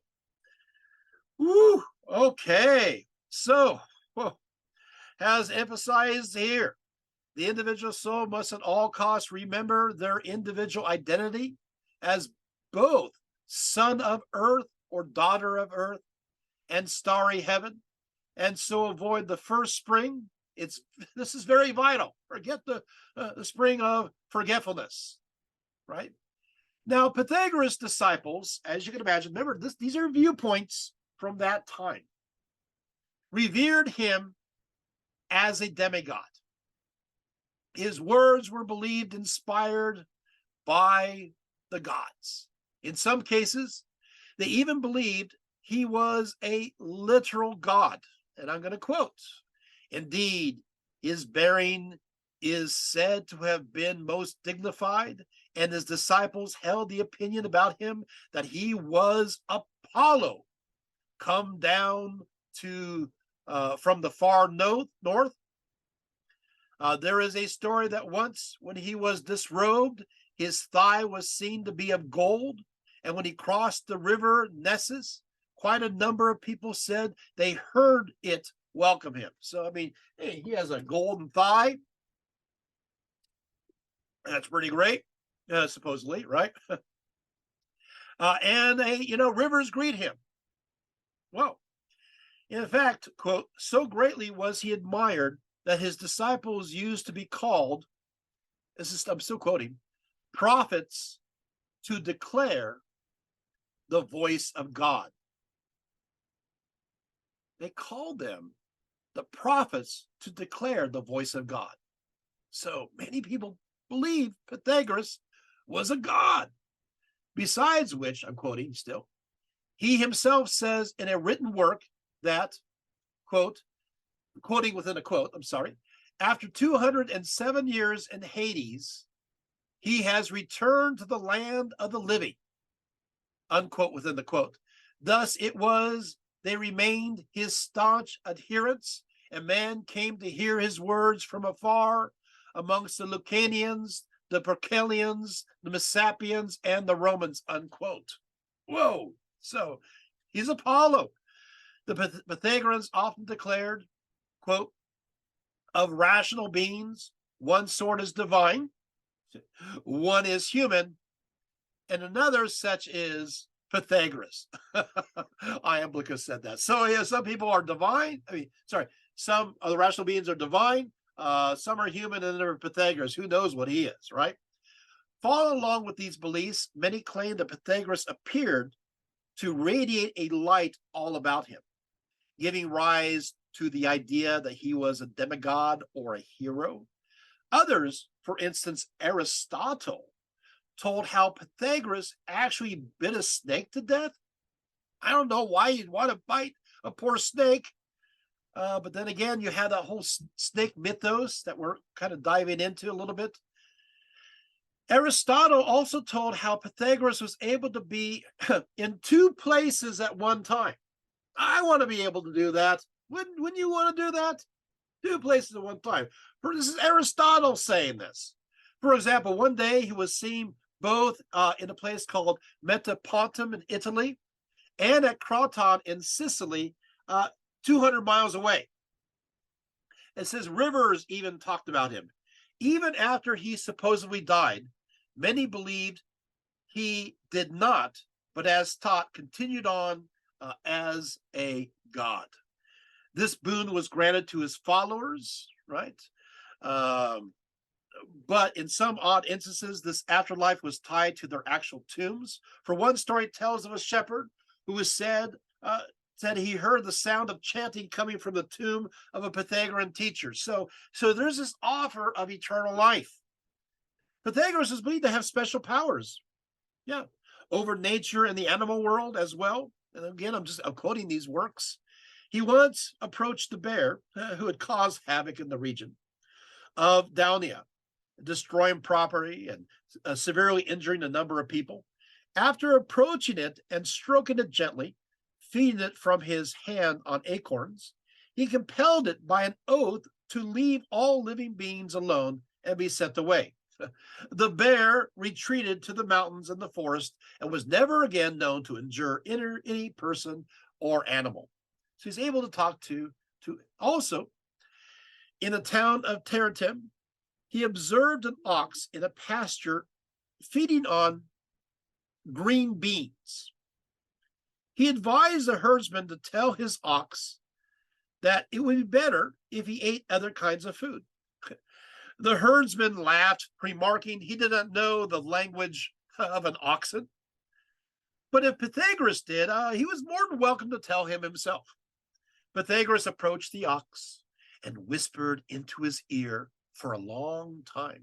The ox never again ate beans and lived to a very old age near the temple of Hera in Tarentum, where he was treated as sacred. Then, when Pythagoras traveled to Olympia for the athletic games, he met with a group of friends and fell into a discussion concerning prophecies, omens, and divine signs. He took the position that men of piety continually received messages from the gods if they but attuned themselves to their calling. He believed that we can talk to the gods. We can do so. We still, a lot of people, well, that's the old days. That's the old times. It doesn't happen now. No, he believes it still happens. Then suddenly, flying over his head at that moment was an eagle. This eagle, who at his signal turned, descended, and perched on Pythagoras' arm. After stroking her a while and continuing his conversation, he released her. Through this and other similar occurrences, Pythagoras demonstrated that he and those who adopted his teaching might possess the same dominion over savage animals as Orpheus, who lured and captivated animals by the power of his song. Even beyond the animal world, Pythagoras was believed to have special powers over nature in general, and so could, accordingly, accurately predict earthquakes. He was able, through his influence with divine and natural forces, to end an epidemic, to suppress violent storms, I'm quoting here, to calm rough waters on rivers and seas for safe passage of his friends. Empedocles and Epimenides, both of whom learned these arts from Pythagoras, performed similar deeds. Empedocles indeed was called Alexamus, averter of the winds, because of his abilities. So he's teaching others these supposed abilities. And one has to think about the calming of the seas and the story of Jesus, right, on the Sea of Galilee, calming the seas. So Pythagoras has already been claimed to do so. Pythagoras was believed to possess special powers of discernment. Once, during a trip from Sybaris to Croton, Pythagoras happened to meet a group of fishermen, and they drew up onto the shore their nets filled with fish.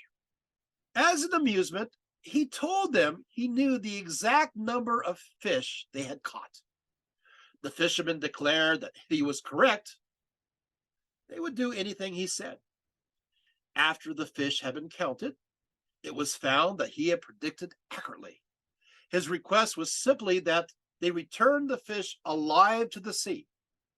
What is most extraordinary, says this source, that while they stood on the shore, not one fish died, although they remained out of the water for some time. Pythagoras then paid the fishermen the price of their fish and continued on to Croton. So they didn't lose any money on this one. He gave a demonstration, but he did pay for the fish that were returned. Then there is a story, and I do have to tell you the story of Pythagoras and Abaris the Hyperborean. Abaris the Hyperborean. Abaris, at that time of his first encounter with Pythagoras, was already an elderly man, a priest amongst the Hyperboreans. To the Greeks, the Hyperboreans were a people of mysterious origin and significance, occupying a mountainous land far to the north. This was the region of Apollo's birth, to which the god returned each winter. The Hyperboreans were the architects, for example, of the first temple of Apollo at Delphi. So they go way back, and then they connect them to the ancestors of the Celts, which is interesting. So what happens is as follows. So what happens is that Abarius is traveling to the islands from the Hyperboreans. He's going down, and he's also a vegetarian, and he is a worshiper of Apollo and Artemis. Now, during this journey, he lived amongst the priests he visited. He foretold the future events to his hosts by reading the entrails of animals, and reportedly was never seen to eat or drink. And so he's traveling around, and he arrives, of course, to meet Pythagoras. And oh, by the way, one little fun bit. Apparently, Pythagoras has something called a magic dart. A magic dart. Um, it's hard to express, but this dart was pretty amazing. It had powers of transporting him to different locations. So which is pretty amazing. So if he has any obstacles, this magic dart helped him. Again, very strange stories. So Pythagoras accepted. So when he meets Pythagoras, he actually gives Pythagoras this dart of Apollo without expressing any surprise or amazement of the powers that Pythagoras ascribed to it. And then what happens is Pythagoras declares as follows. Okay. Then he took Pythagoras aside and showed him that he possessed a golden thigh, proof that he was not mistaken in recognizing his true identity as Apollo. As further proof of his divinity, Pythagoras described to him details of his Hyperborean temple, then explained that he had come from into the regions of mortality to ease the suffering of living creatures, assuming a human form, lest men and women, overcome by the vision of his transcendence, should conclude that the disciplines he advised were beyond human power. So here we have a story where supposedly, of course, Pythagoras this guy is really Apollo in human form, and supposedly Pythagoras says that he was brought into the world to the regions of mortality to ease the suffering of living creatures, assuming a human form, lest men and women, overcome by visions of his transcendence, should conclude that the disciplines he advised were beyond human power. He's coming. Now, I want to stay. I know we're going to go over absolutely, but we have to focus here. This in a sense is the idea of Pythagoras being declared as a god who is sent by the gods to alleviate suffering, to recognize the fact, right, that we have a titanic nature and a Dionysian spirit. But we got to focus on a Dionysian spirit, and then, of course, through the Orphic mysteries, we can be saved. I mean, this is just bizarre, right? Yeah, and I know many of you are thinking Christianity. I know, but this is this is the 500s, so no, but this is pretty early. Okay, so what happens is Pythagoras now joins. He's so old, he doesn't want to go back to the Hyperboreans. So Pythagoras joins the community of Pythagoreans at Croton because he's already of advanced age and unskilled and uninitiated in Greek learning. Pythagoras did not compel Pythagoras to master all the introductory theorems, or to undertake a period of silence, nor hear his preparatory lectures. Already, we are having an insight into how one becomes part of this community right here. But considered him fit as an immediate listener to his most profound doctrines. Pythagoras studied physiology and theology and abandoned the practice of divining by entrails of beasts. In this place, he perfected the art of prognostication by numbers, recognizing this to be a method pure and more divine, partaking directly of the celestial numbers of the gods. And so now we're going into mathematical equations as a means. Now, claims of his divine attributes appear to increase in late antiquity, to the point where Porphyry, the Neoplatonist, emphasizes Pythagoras' divine aspects as almost appearing as just like Jesus. There is this comparison. Now, we're going to go a little bit further. I told you I'm going to deliver, and I am going to deliver. Here's more. More Okay, more mysteries. So those who are part of his mystic community at Crotona were to ascribe to the belief that they were absolutely equal and were to share all things in common. According to the Timaeus, he was the first to say, friends have all things in common, as well as friendship is equality. It's very simple, but I really like that. Friendship is equality. Shouldn't friendship always be equality? I think that many of us have situations where we're in friendships and we don't feel like we're equal to these friendships, that we treat them as above ourselves, or sometimes we treat them like others are below ourselves. If it's a true friendship, it is always equal. If it's not equal, according to Pythagoras, it doesn't add up and it's not a friendship. I love that. And I believe that firmly. Good stuff, right? That's a takeaway for this. That's a takeaway for this talk, right? Okay. Indeed, his disciples did put all their possessions into one common stock. Did you know they, just like the early church? Yeah, they shared all their possessions together within their community of around 300 people. They shared all things in common. So it's very equal. For Pythagoras, friendship constituted all the loyalty that went with it, even loyalty unto death, as illustrated by Axitonius' story of Damon, who was willing to stand surety for his friend Phanetius, who has also been sentenced to death. So, side by side, somebody is sentenced to death. Well, me too. I'm going to be with my friend. Whoa. If someone's true friend, Pythagoras believed they would not break bread together. Now, this is interesting. If you're a true friend, you will not break bread together. You will share the same loaf.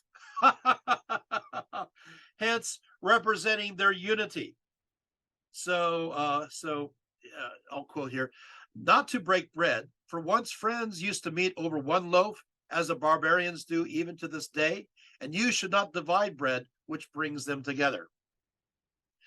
His community consisted of both men and women who were both believed worthy of full philosophical training. Pythagoras introduced the revolutionary idea that male, this time is revolutionary, of course, obviously, that male and female were absolutely equal in every way, and so were to treat one another as equals. This is unheard of in ancient times, at least in the Greco-Roman world. When it came to classes, while Pythagoras recognized slavery as an institution, he insisted that slaves were to be treated in the most humane way as possible and with respect, and could also be part of the community. In his mind, all were permitted to join the community without reservation and become part of his family. As for initiation into Pythagoras' family, it was a rather long process. For 5 whole years, they had to keep silence, merely listening to his discourses without actually seeing him either. You're not allowed to see him until they passed an examination. And thence afterwards, they were admitted to his house and allowed to see him. I'm actually quoting this from ancient times. Decorum was important to Pythagoras and his followers, including the value of silence, which was emphasized in the initiation process. As late as the 4th century, Isocrates relates how people marvel more at the silence of those who profess to be his pupils than at those who have the greatest reputation for speaking. The ability to remain silent was seen as important training in self-control, and the latter tradition reports that those who wanted to become Pythagoreans had to observe a 5-year silence. Iamblichus says this here too. Some of the Pythagoreans created rules for some of the most mundane aspects of life. For example, setting up the practice that one must put the right shoe on first, or one must not travel the public roads.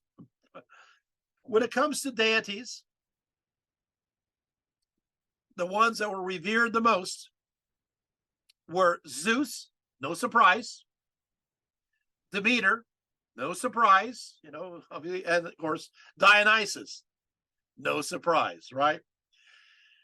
They were revered in his community, and their worship of them permeated their lives. So they're always worshiping Zeus, Demeter, and Dionysus, and permeated their lives and even the afterlife. Laertius notes they would never use coffins of cypress because the scepter of Zeus was made from it. So we are informed by Hermippus in the second book on Pythagoras. So quoting, as for the house of Pythagoras, the Metaponus named his house the Temple Demeter and his porch the museum. So yeah, he named his house the Temple Demeter. When Pythagoras arrived in Italy, he brought his mother with him. I know you're going to hear stories you've never heard before. He brought mom with him, who was obviously still alive at that time, and it is in connection to his mother that we learn of another curious act of Pythagoras when he first settled down at Crotona. For Diogenes Laertius records, Hermippus gives another anecdote.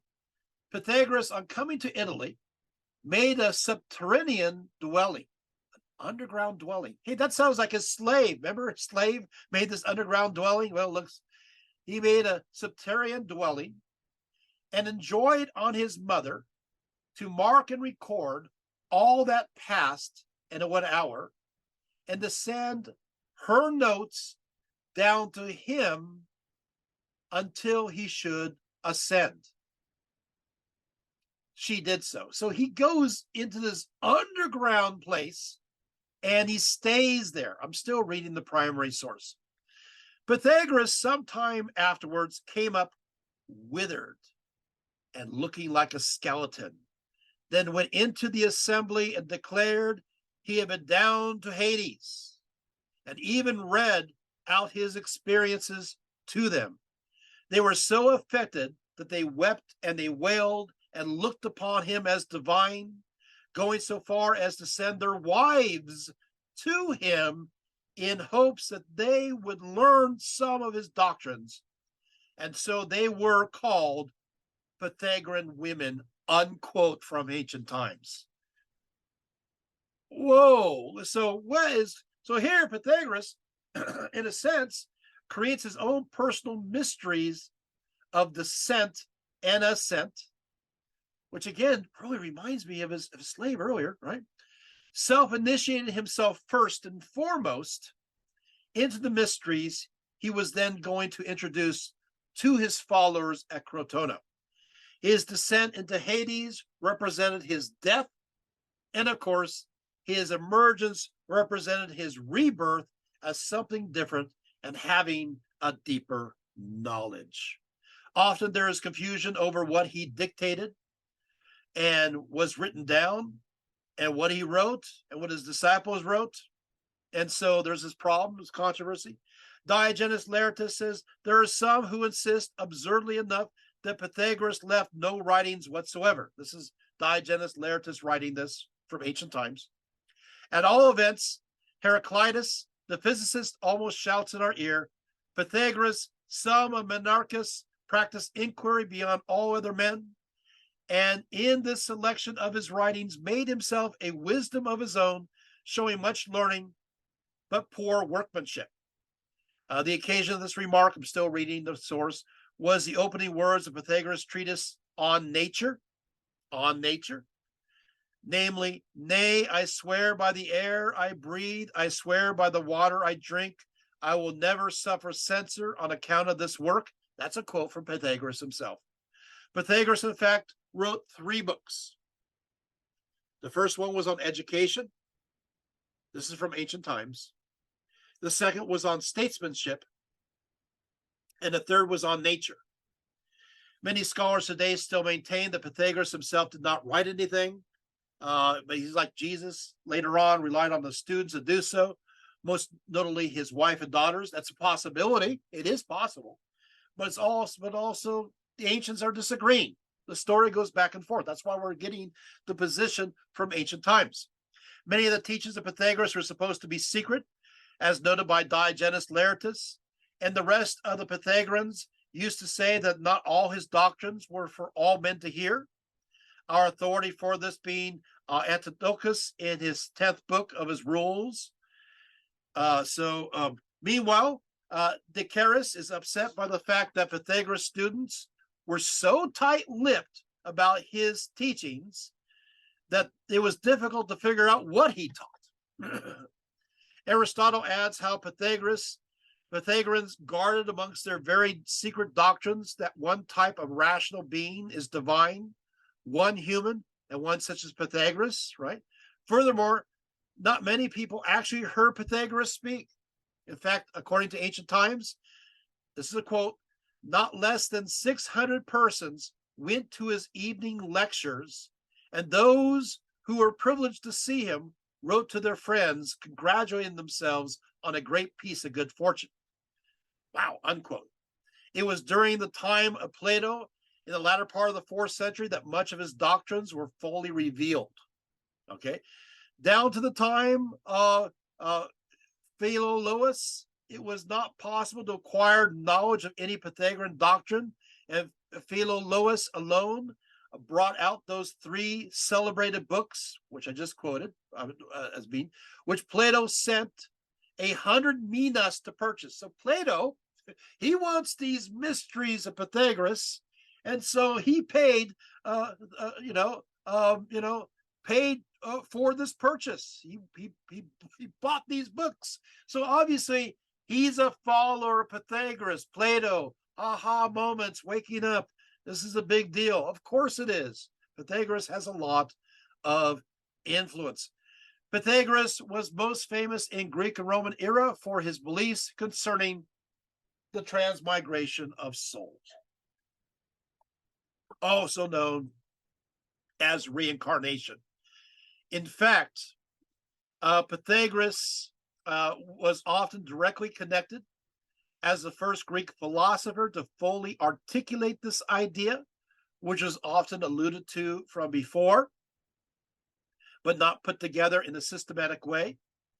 Porphyry declares that of all his doctrines, of Plato's doctrines, this is Porphyry, the famous Neoplatonist, the most recognized was, quote, that the soul is immortal and that it transmigrates into other kinds of animals, unquote. But as we learn from his earlier teacher, Pherecydes, remember him?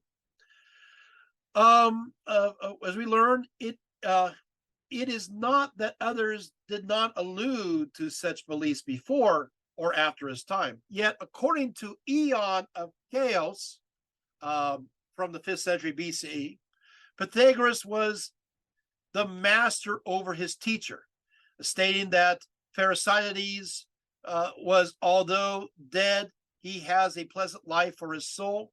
If Pythagoras is truly wise, who knew and learned wisdom beyond all men. So this is alluding to the fact that Pythagoras is smarter than his own teacher. While Herodotus records how the Thracian, Zalmicus, remember the slave, taught his countrymen that they would never die, but instead go to a place where they would eternally possess all good things. He appears to believe that Zalmicus was before the time of Pythagoras. So it's kind of interesting. So you do have this kind of strange connection. Many Greeks believed that Pythagoras was gifted with recollecting his past lives, and that he was once Eluded, who is the son of the god Hermes. Again, Dionysius Laertius records this belief as follows. This is what Heraclitus of Pontus tells us.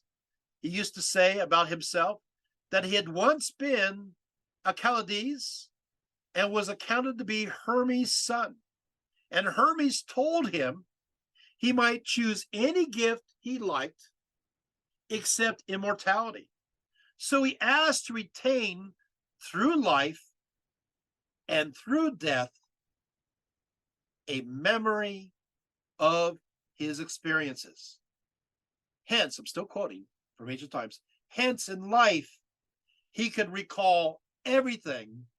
And when he died, he still kept the same memories. Now, before we go any further, oh yeah, remember the Orphic mysteries?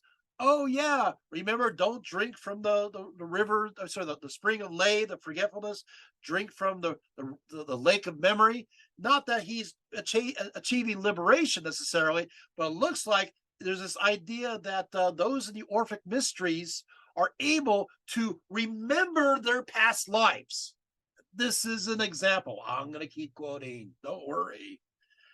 Afterwards, in course of time, his soul entered into Euphorbus, and Menelaus wounded him.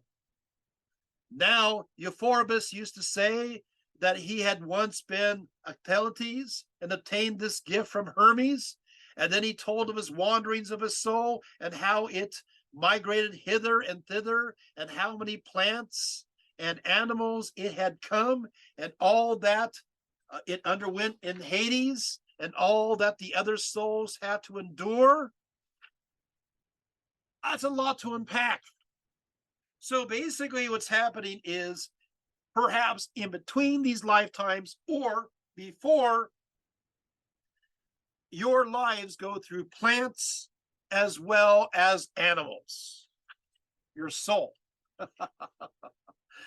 When Euphorbus died, I'm still quoting, his soul passed into Hermotimus, and he also, wishing to authenticate the story, went up to the temple of Apollo and Brandak, where he identified the shield which Menelaus, on his voyage home from Troy, had dedicated to Apollo. So he said, the shield being now so rotten through and through that the ivory facing was only left. And so basically all these figures are saying, hey, I remember a past life. I'm going to give you a proof. And they're giving proofs. When Hermotimus died, he became Pyrrhus, a fisherman from Delos. Okay, he became a common fisherman, all right? And again, he remembered everything, how he was first Achilles, then Euphorbus, then Hermotimus, and then Pyrrhus. When Pyrrhus died, he became Pythagoras and still remembered all the facts mentioned. I gotta tell you, I'm not done, but I gotta tell you, this is a big text. Yes, the ancients believe in reincarnation. Here I'm giving a real big example of that. And yes, Pythagoras believes in it, and it becomes a major doctrine, but also goes into how it works. That it's not just humans, but it's also animals and plants that the soul goes through. Pythagoras emphasized that each of us possessed a unique soul that could proceed through these multiple rebirths and finally liberation. Pythagoras perceived the makeup of the soul as follows. What? I know. I'm going to give you even more. I'm going to tell you now his viewpoint of the soul. This is what you're looking for, isn't it? Okay. The soul of man, he says, is divided into three parts: intelligence, reason, and passion. Other animals possess intelligence and passion as well, but reason by man alone. The seat of the soul extends from the heart to the brain. The part of it which is in the heart is passion, while the parts located in the brain are reason and intelligence. The senses are distillations from these. Reason is immortal, all else is mortal. Again, reason is immortal, all else is mortal. The soul draws nourishment from the blood. The faculties of the soul are winds, for they are, as well as the soul, are invisible, just as ether is invisible. The veins and arteries and sinews are the bonds of the soul. But when it is strong and settled down into itself, reasoning and deeds become its bonds. When cast out upon the earth, it wanders in the air like the body. Hermes is the steward of the souls, and for that reason is called Hermes, the escorter, Hermes, the keeper of the gate, Hermes of the underworld, since it is he who brings in the souls from their bodies, both by land and sea, and the pure are taken into the uppermost region, but the impure are not permitted to approach the pure or each other, but are bound by the Furies in bonds unbreakable. The whole air is full of souls, he says. Whoa. The whole air is full of, so he's talking about the process of these souls and Hermes escorting these souls into various forms of life here on earth.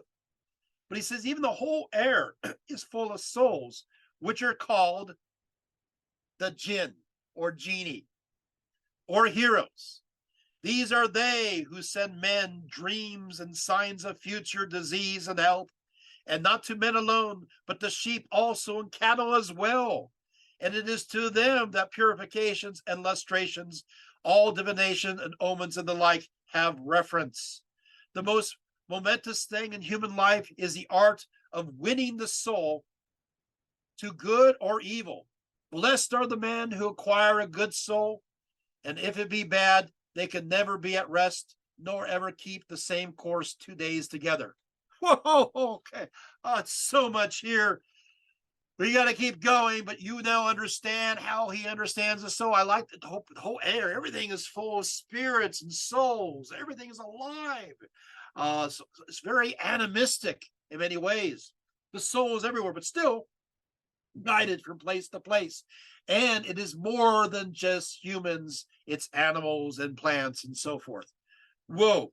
Now, we must recollect the fact that this idea of reincarnation was shocking for many Greeks who believed that after death one dwelt upon a shadowy plane, fading away into oblivion unless those who know them, specifically, relatives, made offerings to feed their soul. This afterlife was so terrible. One depiction tells how we will be reduced to entities squeaking like bats, while Achilles famously said that he would rather be the lowest mortal on earth than the king of the underworld. It's in obviously the Odyssey. Furthermore, according to Dioscorus, in addition to the immortality of the soul and reincarnation, Pythagoras believed that after certain periods of time, the things that have happened once happen again, and nothing is absolutely new. That's a quote from Periphery, from Dioscorus. I'll read it again. This is another huge idea. In addition to the immortality of soul, Pythagoras is believed to have, I'm quoting, after certain periods of time, the things that have happened once happen again, and nothing is absolutely moved. This is the idea of a doctrine known as eternal recurrence. And Aristotle pupil Eudemus also talks about it. So basically, the doctrine of transmigration thus seems to have been extended to include the idea that we, and indeed the whole world, will be reborn into lives that are exactly the same as those we are living and having already lived. Oh, you're boom, the brains are going. Let's keep going. Pythagoras apparently taught that humanity was on a wheel of birth, which is an exact connection to samsara.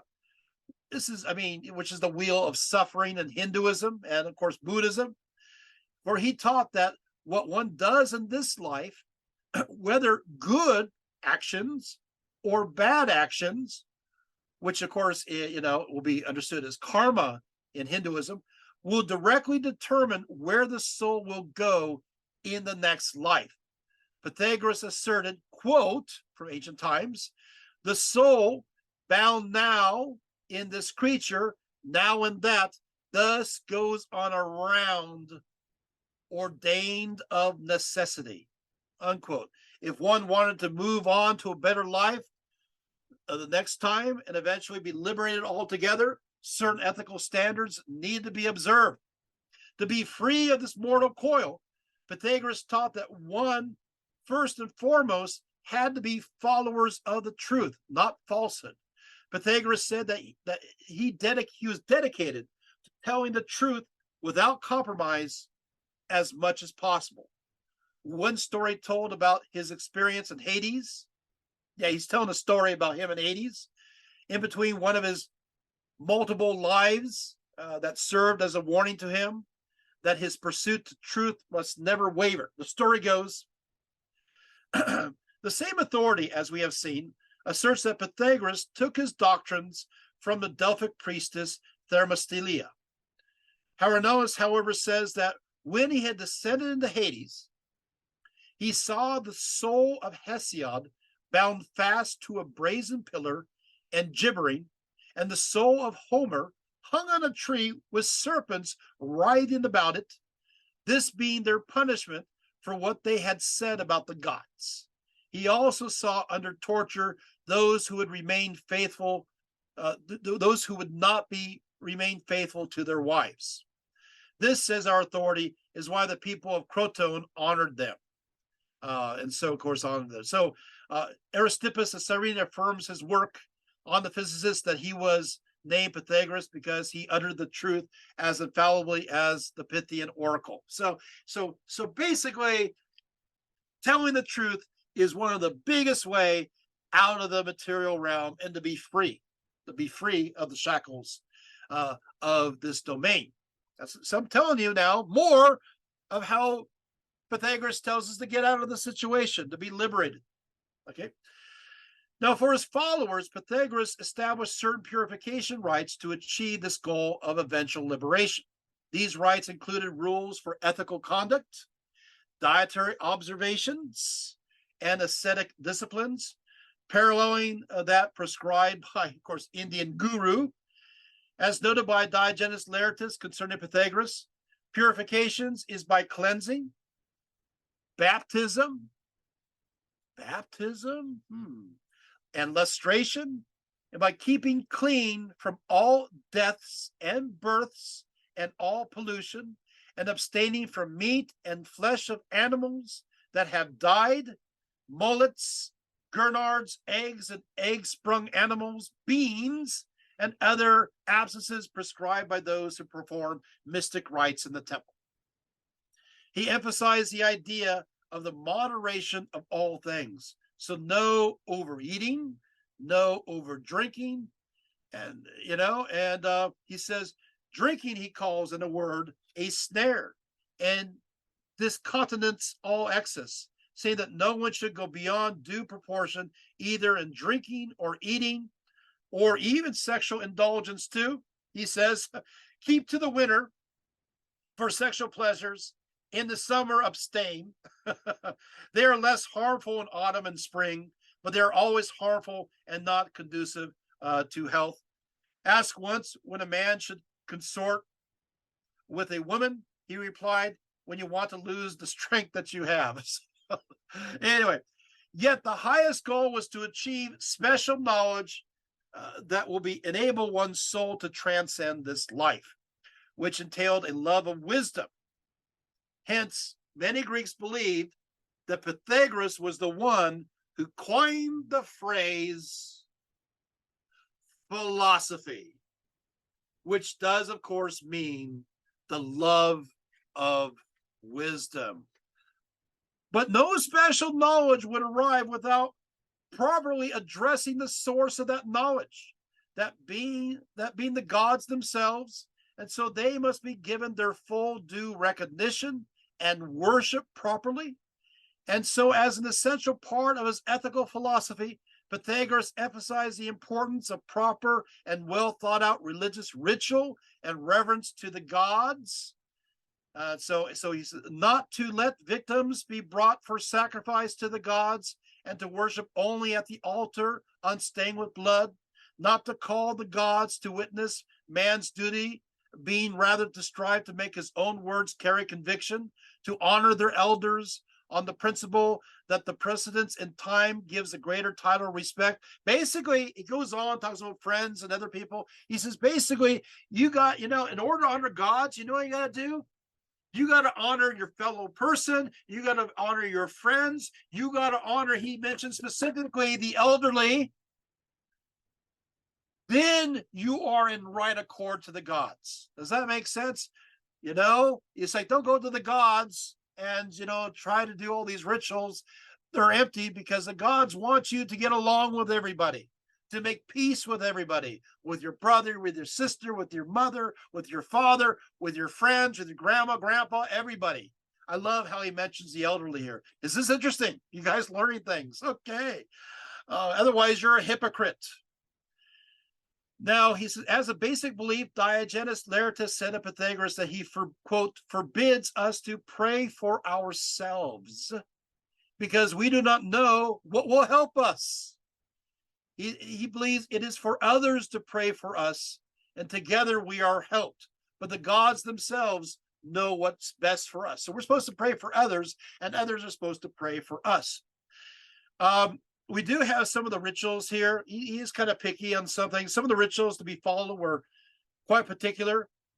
For example, Pythagoreans, to pour libations to the gods, you got to make sure that you hold it from the handle of the cup. So you don't hold the whole cup. You make sure that you hold it from the handle as you pour the offerings. As for animals, I know you're waiting for this. As for animals, they were to be both loved and respected. According to Pythagoras, one of Pythagoras' more popular doctrines was that, quote, all animate beings are of the same family, unquote, which includes animals. Because of this belief, Pythagoras advocated a vegetarian diet and wished one to refrain from eating meat. For as mentioned by Diogenes Laertius, it was Pythagoras, quote, who forbade even the killing, let alone the eating of animals which share with us the privilege of having a soul. This was the excuse put forward, but his real reason for forbidding animal diet was to practice people and accustom them to simplicity of life so that they could live on things easily procurable, spreading their tables with uncooked foods and drinkable pure water only. For this way was the way to have a healthy body and a keen mind. Of course, the only altar, I'm still quoting, at which he worshipped was that of Apollo, the giver of life, behind the altar of horns at Delos. For therein were placed flour and meal cakes without the use of fire, and there was no animal victim, as was told by Aristotle. So the idea is that it's not just refraining from eating meat. Meat is expensive too, and it involves suffering. And for him, it should be just easy for us to eat and not focus upon those things, that a simple diet is a healthier diet. It just makes us more healthy. That was his idea. That is true or not. That's his idea. Eudochius, the 4th century Pythagorean mathematician and philosopher, says that he not only abstained from animal food, but also could not even come near butchers or hunters.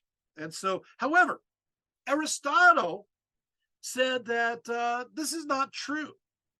That the Pythagorean dietary observances, he said that Pythagorean refrained from eating the womb and the heart, the sea anemone, and some other things, but use other animal foods. So apparently, because in fact, there's other contradictions that say that, well, maybe Pythagoras had fish. Others say that he didn't have fish. Some people said that on occasion he would do an animal sacrifice. Others would say he doesn't do it at all. However, no matter what, the answer is still having very little meat, a little fish, and that's about it. And beans were off limits. Beans were evil. What? Beans were off limits, and his followers couldn't have beans. According to Aristotle, in his work on the Pythagoreans, yes, he wrote a work, Aristotle wrote a work on Pythagoreans. Pythagoras counseled abstinence from beans either because I'm actually reading here that they are like the genitals, or because they are like the gates of Hades, as being alone unjointed, or because they're injurious, or because they are like the form of the universe, or because they belong to oligarchy, or because they are like the form of the universe, or because they belong to oligarchy since they are used in election by lot. Okay. So we learn later on, which we won't have time to talk about, the beings are connected to perhaps deeper mysteries. Furthermore, another of his precepts, also, but I'll just tell you this. The idea is that the beings were believed to have captured within them the spirit of air, and air is connected to spirit. And so the idea is some of the mysteries, some of the beliefs are at least ascribed to it, that these beings, the reason why they have these airs, which people have to eat a lot of beans, and what comes out of you, that's right. Yes, that is because they're trapped this air, which is life, which has to do with the souls. And so in many cases, beings can be connected to souls before they're reincarnated. So they kind of go into the beans. Watch out. Okay, so there you go. All right, moving on.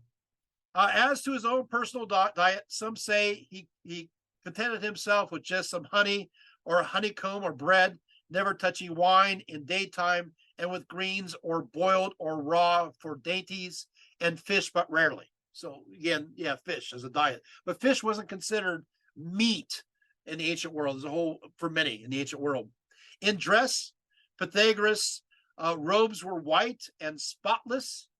His quilts of white wool, reading the ancient source, for linen had not yet reached those parts.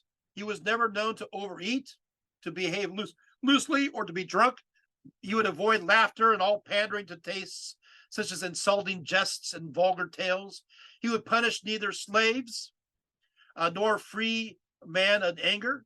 Admonition he used for calling things setting rights. Now, what happens is, what about now? One would expect that with all his strict ascetic behavior and rigid personal discipline, that he would be single. He wasn't. He was married, and even had daughters and sons, which we'll talk about soon. So, in fact, I'll just tell you this here. Here it is. Her name is Thano, who also wrote a few things. Furthermore, a story is told that being asked how many days it was before a woman becomes pure after intercourse, she replied, with her own husband all at once, with another man never. So he and his wife were very much into marital faithfulness. Theano. Of course, he had a daughter, and his daughter was involved in keeping his mysteries, and of course, a son, and so forth. So there you have it. I know we got a lot of things here. Obviously, we don't have a lot of time for it, but I will just mention that one of the biggest areas connected to Pythagoras is related to his mathematics and cosmology.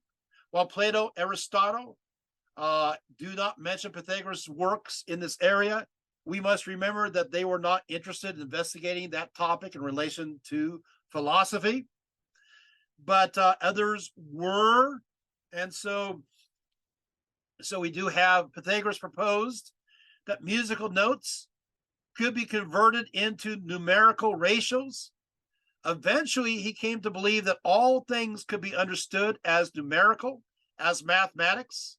The origins of the universe were numerical in essence too, as noted by Diogenes Laertius, quoting Alexander in his Succession of Philosophers, where he says, quote, he found in the Pythagorean memoirs the following tenets as well. The principle of all things is the monad or the unit. Arising from this monad, the undefined dyad or two serves as material substratum of the monad, which is the cause, From the monad and the undefined dyad spring numbers, from numbers points, from points lines, from lines plane figures, from plane figures solid figures, from solid figures sensible bodies, the elements of which are four: fire, water, earth, and air. These elements interchange and in turn into another completely and combine to produce a universe animate. I'm still quoting from ancient times.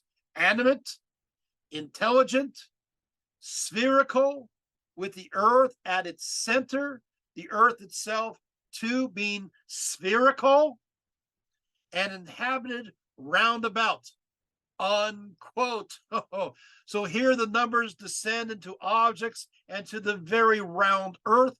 At one point he declared that the most beautiful figure in the sphere amongst the solids and is the circle amongst the plane figures. So you have these ideas, right? Accordingly, Pythagoras saw the cosmos as structured according to numbers in the fours as a source of all wisdom. His cosmos was also imbued with a moral significance. So there is a morality that is entwined within the universe itself. Pythagoras went further, believing that all relationships, all connections, even those considered abstract, like love, beauty, truth, and justice, could be assigned a numerical component. He also taught the concept of the harmony of the stars. Here, planets and stars move following exact mathematical equations, which then exactly correspond to musical notes, and so create a symphony. Of course, we get these ideas from late antiquity.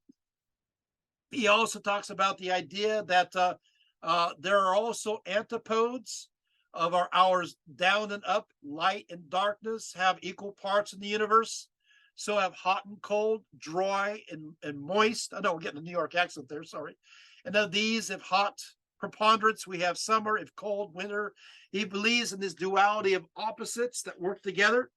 That's quite a bit here, but we don't have time. So how did Pythagoras die? I mean, okay, so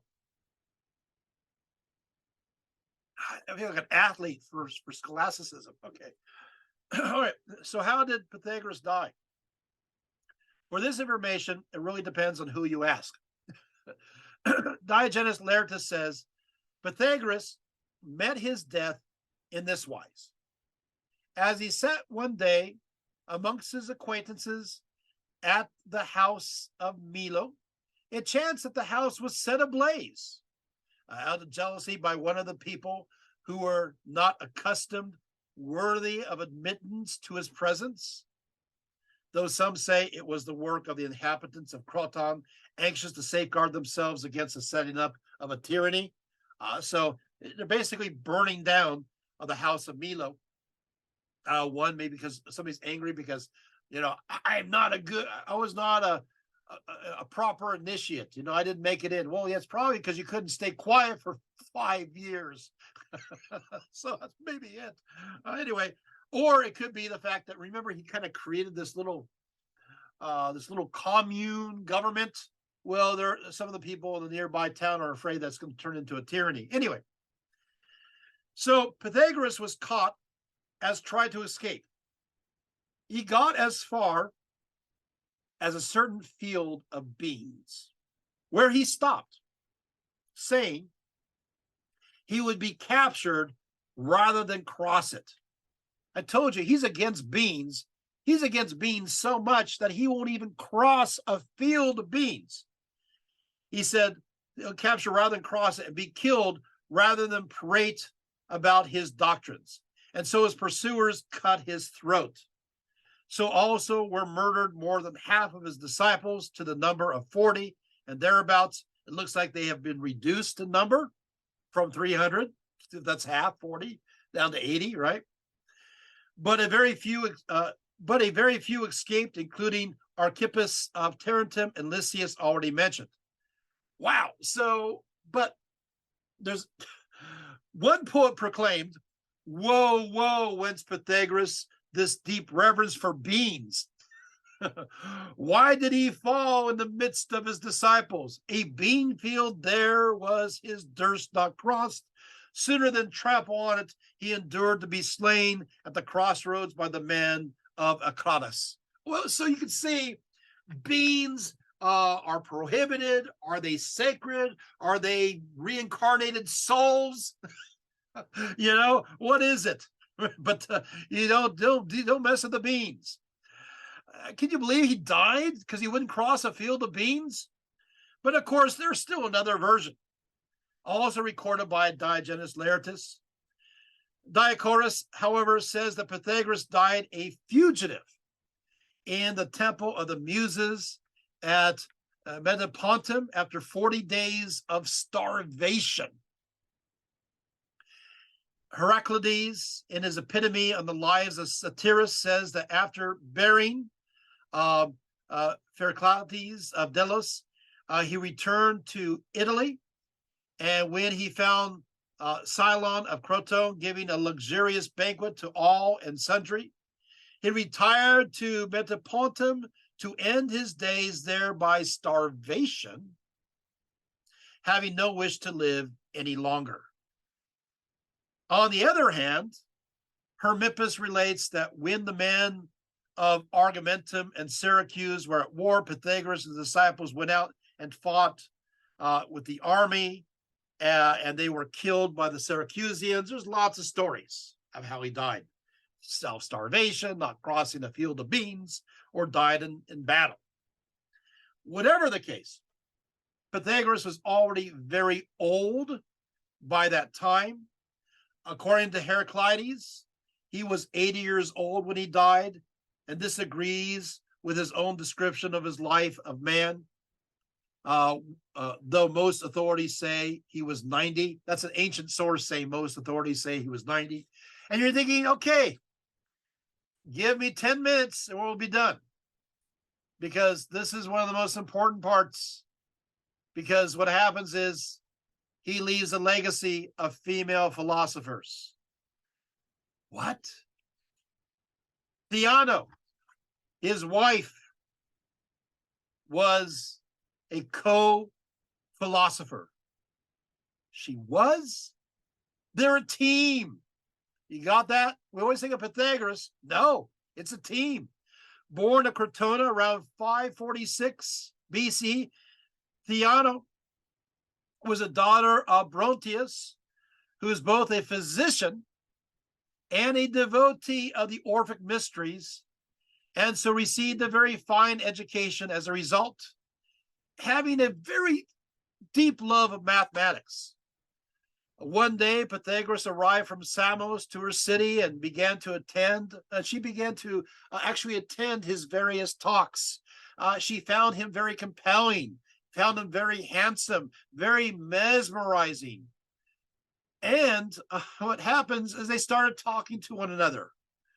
Now, realizing that they had so much in common, according to the primary sources, Theano fell in love with Pythagoras, and the two were married, despite the fact that he was 36 years older than she was.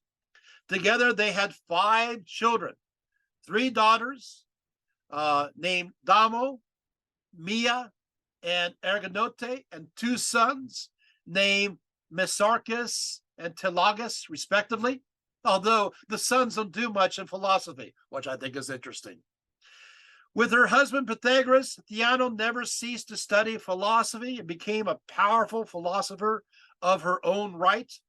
While also teaching mathematics, Theano also made sure that each of her children also became a trained philosopher, with all 3 of her daughters becoming philosophers too. During this time, Theano corresponded with Callisto, discussing child psychology as well as the virtuous way to raise a family. When Pythagoras died, you got to hear this. Theano became the official head of his school of thought. And because she had endeavored to make certain her children knew his philosophy well, she was able to quickly spread Pythagorean ideas throughout the Mediterranean. It is her that did this.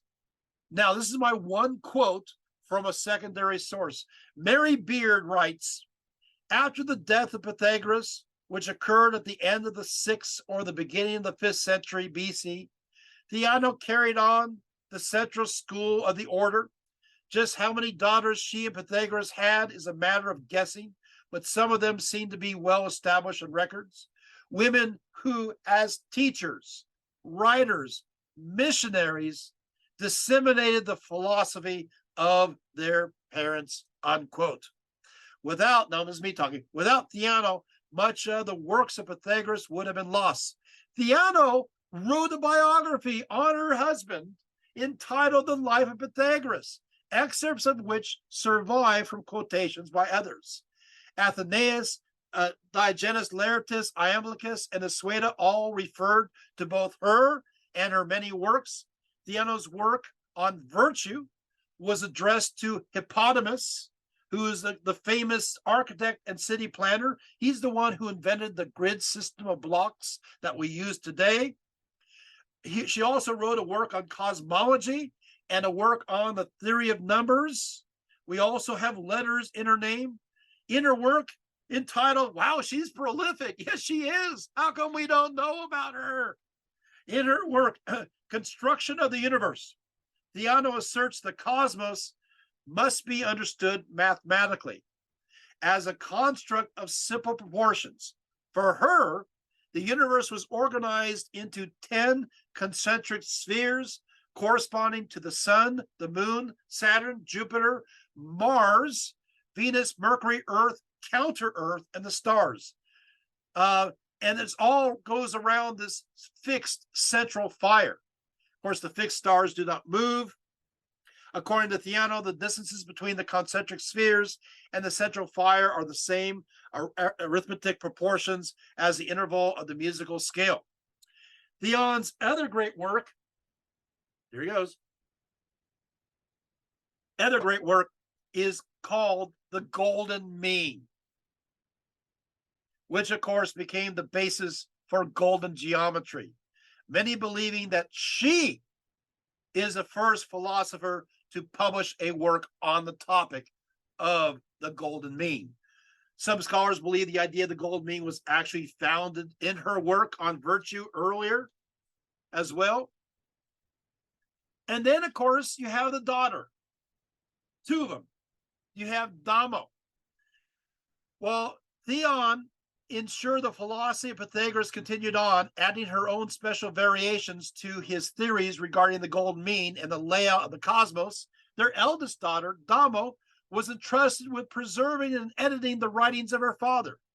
Diogenes Laertius states, and many say that you philosophize in public, as Pythagoras also used to do, who, when he had entrusted his commentaries to Damo, his daughter, charged her to divulge them to no person out of the house.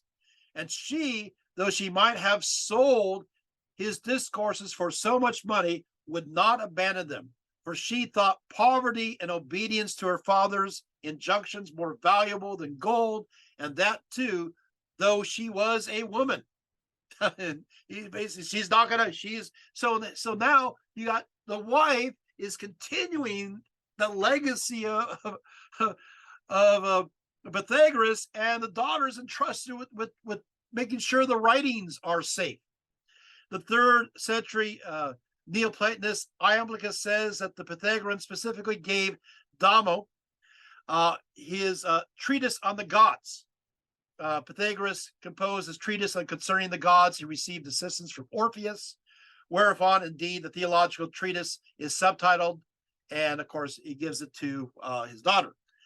In character, Damo was described as loyal to her father's teachings and a woman of integrity. When the Pythagorean school of Croton closed following her mother's death, Damo came to Athens, becoming one of those described as the Athenian strangers. Here, 2 others also came from Croton to help Damo. There's another one, and now, of course, Mia was a younger sister, was her younger sister, and obviously Mia was the daughter of Pythagoras and Theano, and like her older sister, she was trained as a philosopher by both parents, while Dama, growing up, was more the quiet intellectual type, poring over her books. And Mia was more playful, loving music, and was a choir leader as a girl. Also, unlike Damo, who chose to stay single, Mia wanted to get married and have a family. She fell in love with this athlete by the name of Milo of Croton, a famous wrestler. And he was not just any wrestler, having won 7 crowns at the Pythian Games at Delphi, 10 at the Isthmian Games, and 9 at the Nemean Games. Ever since he was a child, Milo was able to lift a bull on his own. To keep up his strength, he reportedly had 20 pounds of meat, 20 pounds of bread, and 18 pints of wine every day. According to one story, Mia met Milo after he saved her father's life when a roof was about to collapse upon him. The two then fell in love, they got married, and they had a family. Scholars, now guess what she does? Does she write? Yeah, she writes too. But what does she write? She writes how to take, you can't make this up here, how to take care of your baby the Pythagorean way. What? Yeah, how to take care, so how to apply Pythagorean's ideas to motherhood. So here's my advice. She actually goes, she goes into this. She talks about okay, here he goes. The gold mean is important for a newborn baby. So every need of the baby needs to be applied to moderation, not too little or too extravagant, for one does not wish to spoil the child nor neglect them. She argues that the baby is naturally inclined to moderation. Not all babies, right? So do not under or overfeed them, barely dress the child or swallow them too much so that they're overheated. If one can afford a nurse, make sure that this person is also of moderate nature, not prone to spoil or neglect. The baby's environment must be accorded with harmony in all things. I even have here how to breastfeed the Pythagorean way. So what she's doing is, while older sister is more, applying to more abstract theories, younger sister's going, hey, let's make this practical to a family life. And as she became older, she became a little more serious, and she did write some other works. One work's called "In Praise of a Fly." And then all of a sudden we have, and I am out of time, but I'll just mention a few names and dance off into the dawn. Then of course what will happen is a whole parade of all these other female philosophers. You have Erignote from 500 BCE. And she wrote, very interested in the mysteries related to Demeter and Dionysus, wrote a collection discussing them and other mysteries in general called the Sacred Narrative. She also wrote on Telestai and all these other kinds of cool stuff. There's a fragment of the Sacred Discourse that's still around. Then you had another one from the 5th century BCE known as Brotilia, another female Pythagorean philosopher. You have Asera of Lucinia, another one. And she writes, human nature seems to me to provide a standard of law and justice both for the home and for the city. In essence, Asera believed the answer to understanding outward morality. As with natural law within nature, one must focus on understanding our inherent human nature. For here, within this microcosm, one can then understand the macrocosm of the universe. And then she's from the 4th century. She's from the 4th century BC. Next, she actually divides the soul into 3 parts. Being threefold, the soul, is organized in accordance with triple functions. That which affects judgment and thoughtfulness is the mind. That which affects strength and ability is the high spirit. And that which affects love and kindliness is desire. Hence, the tripartite soul is mind, which is judgment and thoughts connected with the rational principle, spirit, which is courage and strength connected to the mathematical principle, and desire, which is love and friendliness connected with the functional principle. All three aspects of the soul must be balanced with one another, with one reigning in the other. This is really a beautiful philosophy. One, for example, we may desire to do something, but our knowledge may discern what the possible benefits and problems may be encountered if the desire is permitted to move to its fullest extent. So it's basically a moderation between all three of these forces makes for a happy life. And then you have Phidias of the 4th century, wrote a whole bunch of works on how to apply Pythagorean ideas, and that's a whole page that I'm not going to read.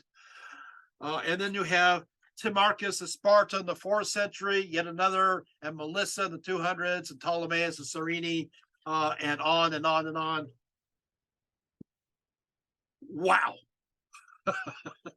All I can say is there is a lot here. So when I say, and I do, that Pythagorean ideas inspired a whole movement of women, I didn't exaggerate. This is not modern deconstructionism. This is not revisionism. This is not reverse feminism. This is not any of this. I gave you a talk, the majority of which, except for the Mary Beard quote, the majority of which is based upon the ancients interpreting Pythagoras for themselves. From there, we as scholars can understand it from a modern perspective. But I want to leave it within this ancient milieu. But even from the ancient perspective, it started this whole movement of women, that women can be philosophers just like their male counterparts and write exactly the same kind of works, and from within their circles be just as respected. So what happened? Unfortunately, this legacy continued on against the late antiquity. We do know that these ideas continue into Alexandria. Hypatia of Alexandria also connects to these Pythagorean ideas, the one that was killed, by the various Christians. Yes, that. So that's kind of what happened. So what I'm trying to tell you, what I'm trying to communicate here is that with the advent of Christianity and the forcing of patriarchy, the female philosopher of antiquity, especially in these Pythagorean circles, go away. We lose this. It's gone. So here I am, a voice crying in the wilderness, telling you that we need to know, we need to have this information. Pythagoras, I don't always agree with everything Pythagoras says, but at the same time, there are so many ideas that I do agree with. And I will leave you with this. I think that we are all equal. Male, female, or other. Everyone is absolutely equal. And that we should learn to apply the kind of friendship espoused by Pythagoras within our own circles, and also maybe see the world in a beautiful, united way. Plants and animals, the earth itself, and see this as a grand orchestration of absolute beauty and perfection, even mathematical bliss. And commune within it and celebrate the celebration, celebrate this view of life that animates all things. I don't know. That's just me. That's my perspectives. But I think that learning about the mysteries of Pythagoras maybe not so mysterious anymore. I think I revealed quite a bit and more than you expected. We don't understand all the mysteries, but we certainly understand enough to know that absolutely Pythagoras was a very important figure in antiquity and even today. Thank you so much. I'm done. Oh.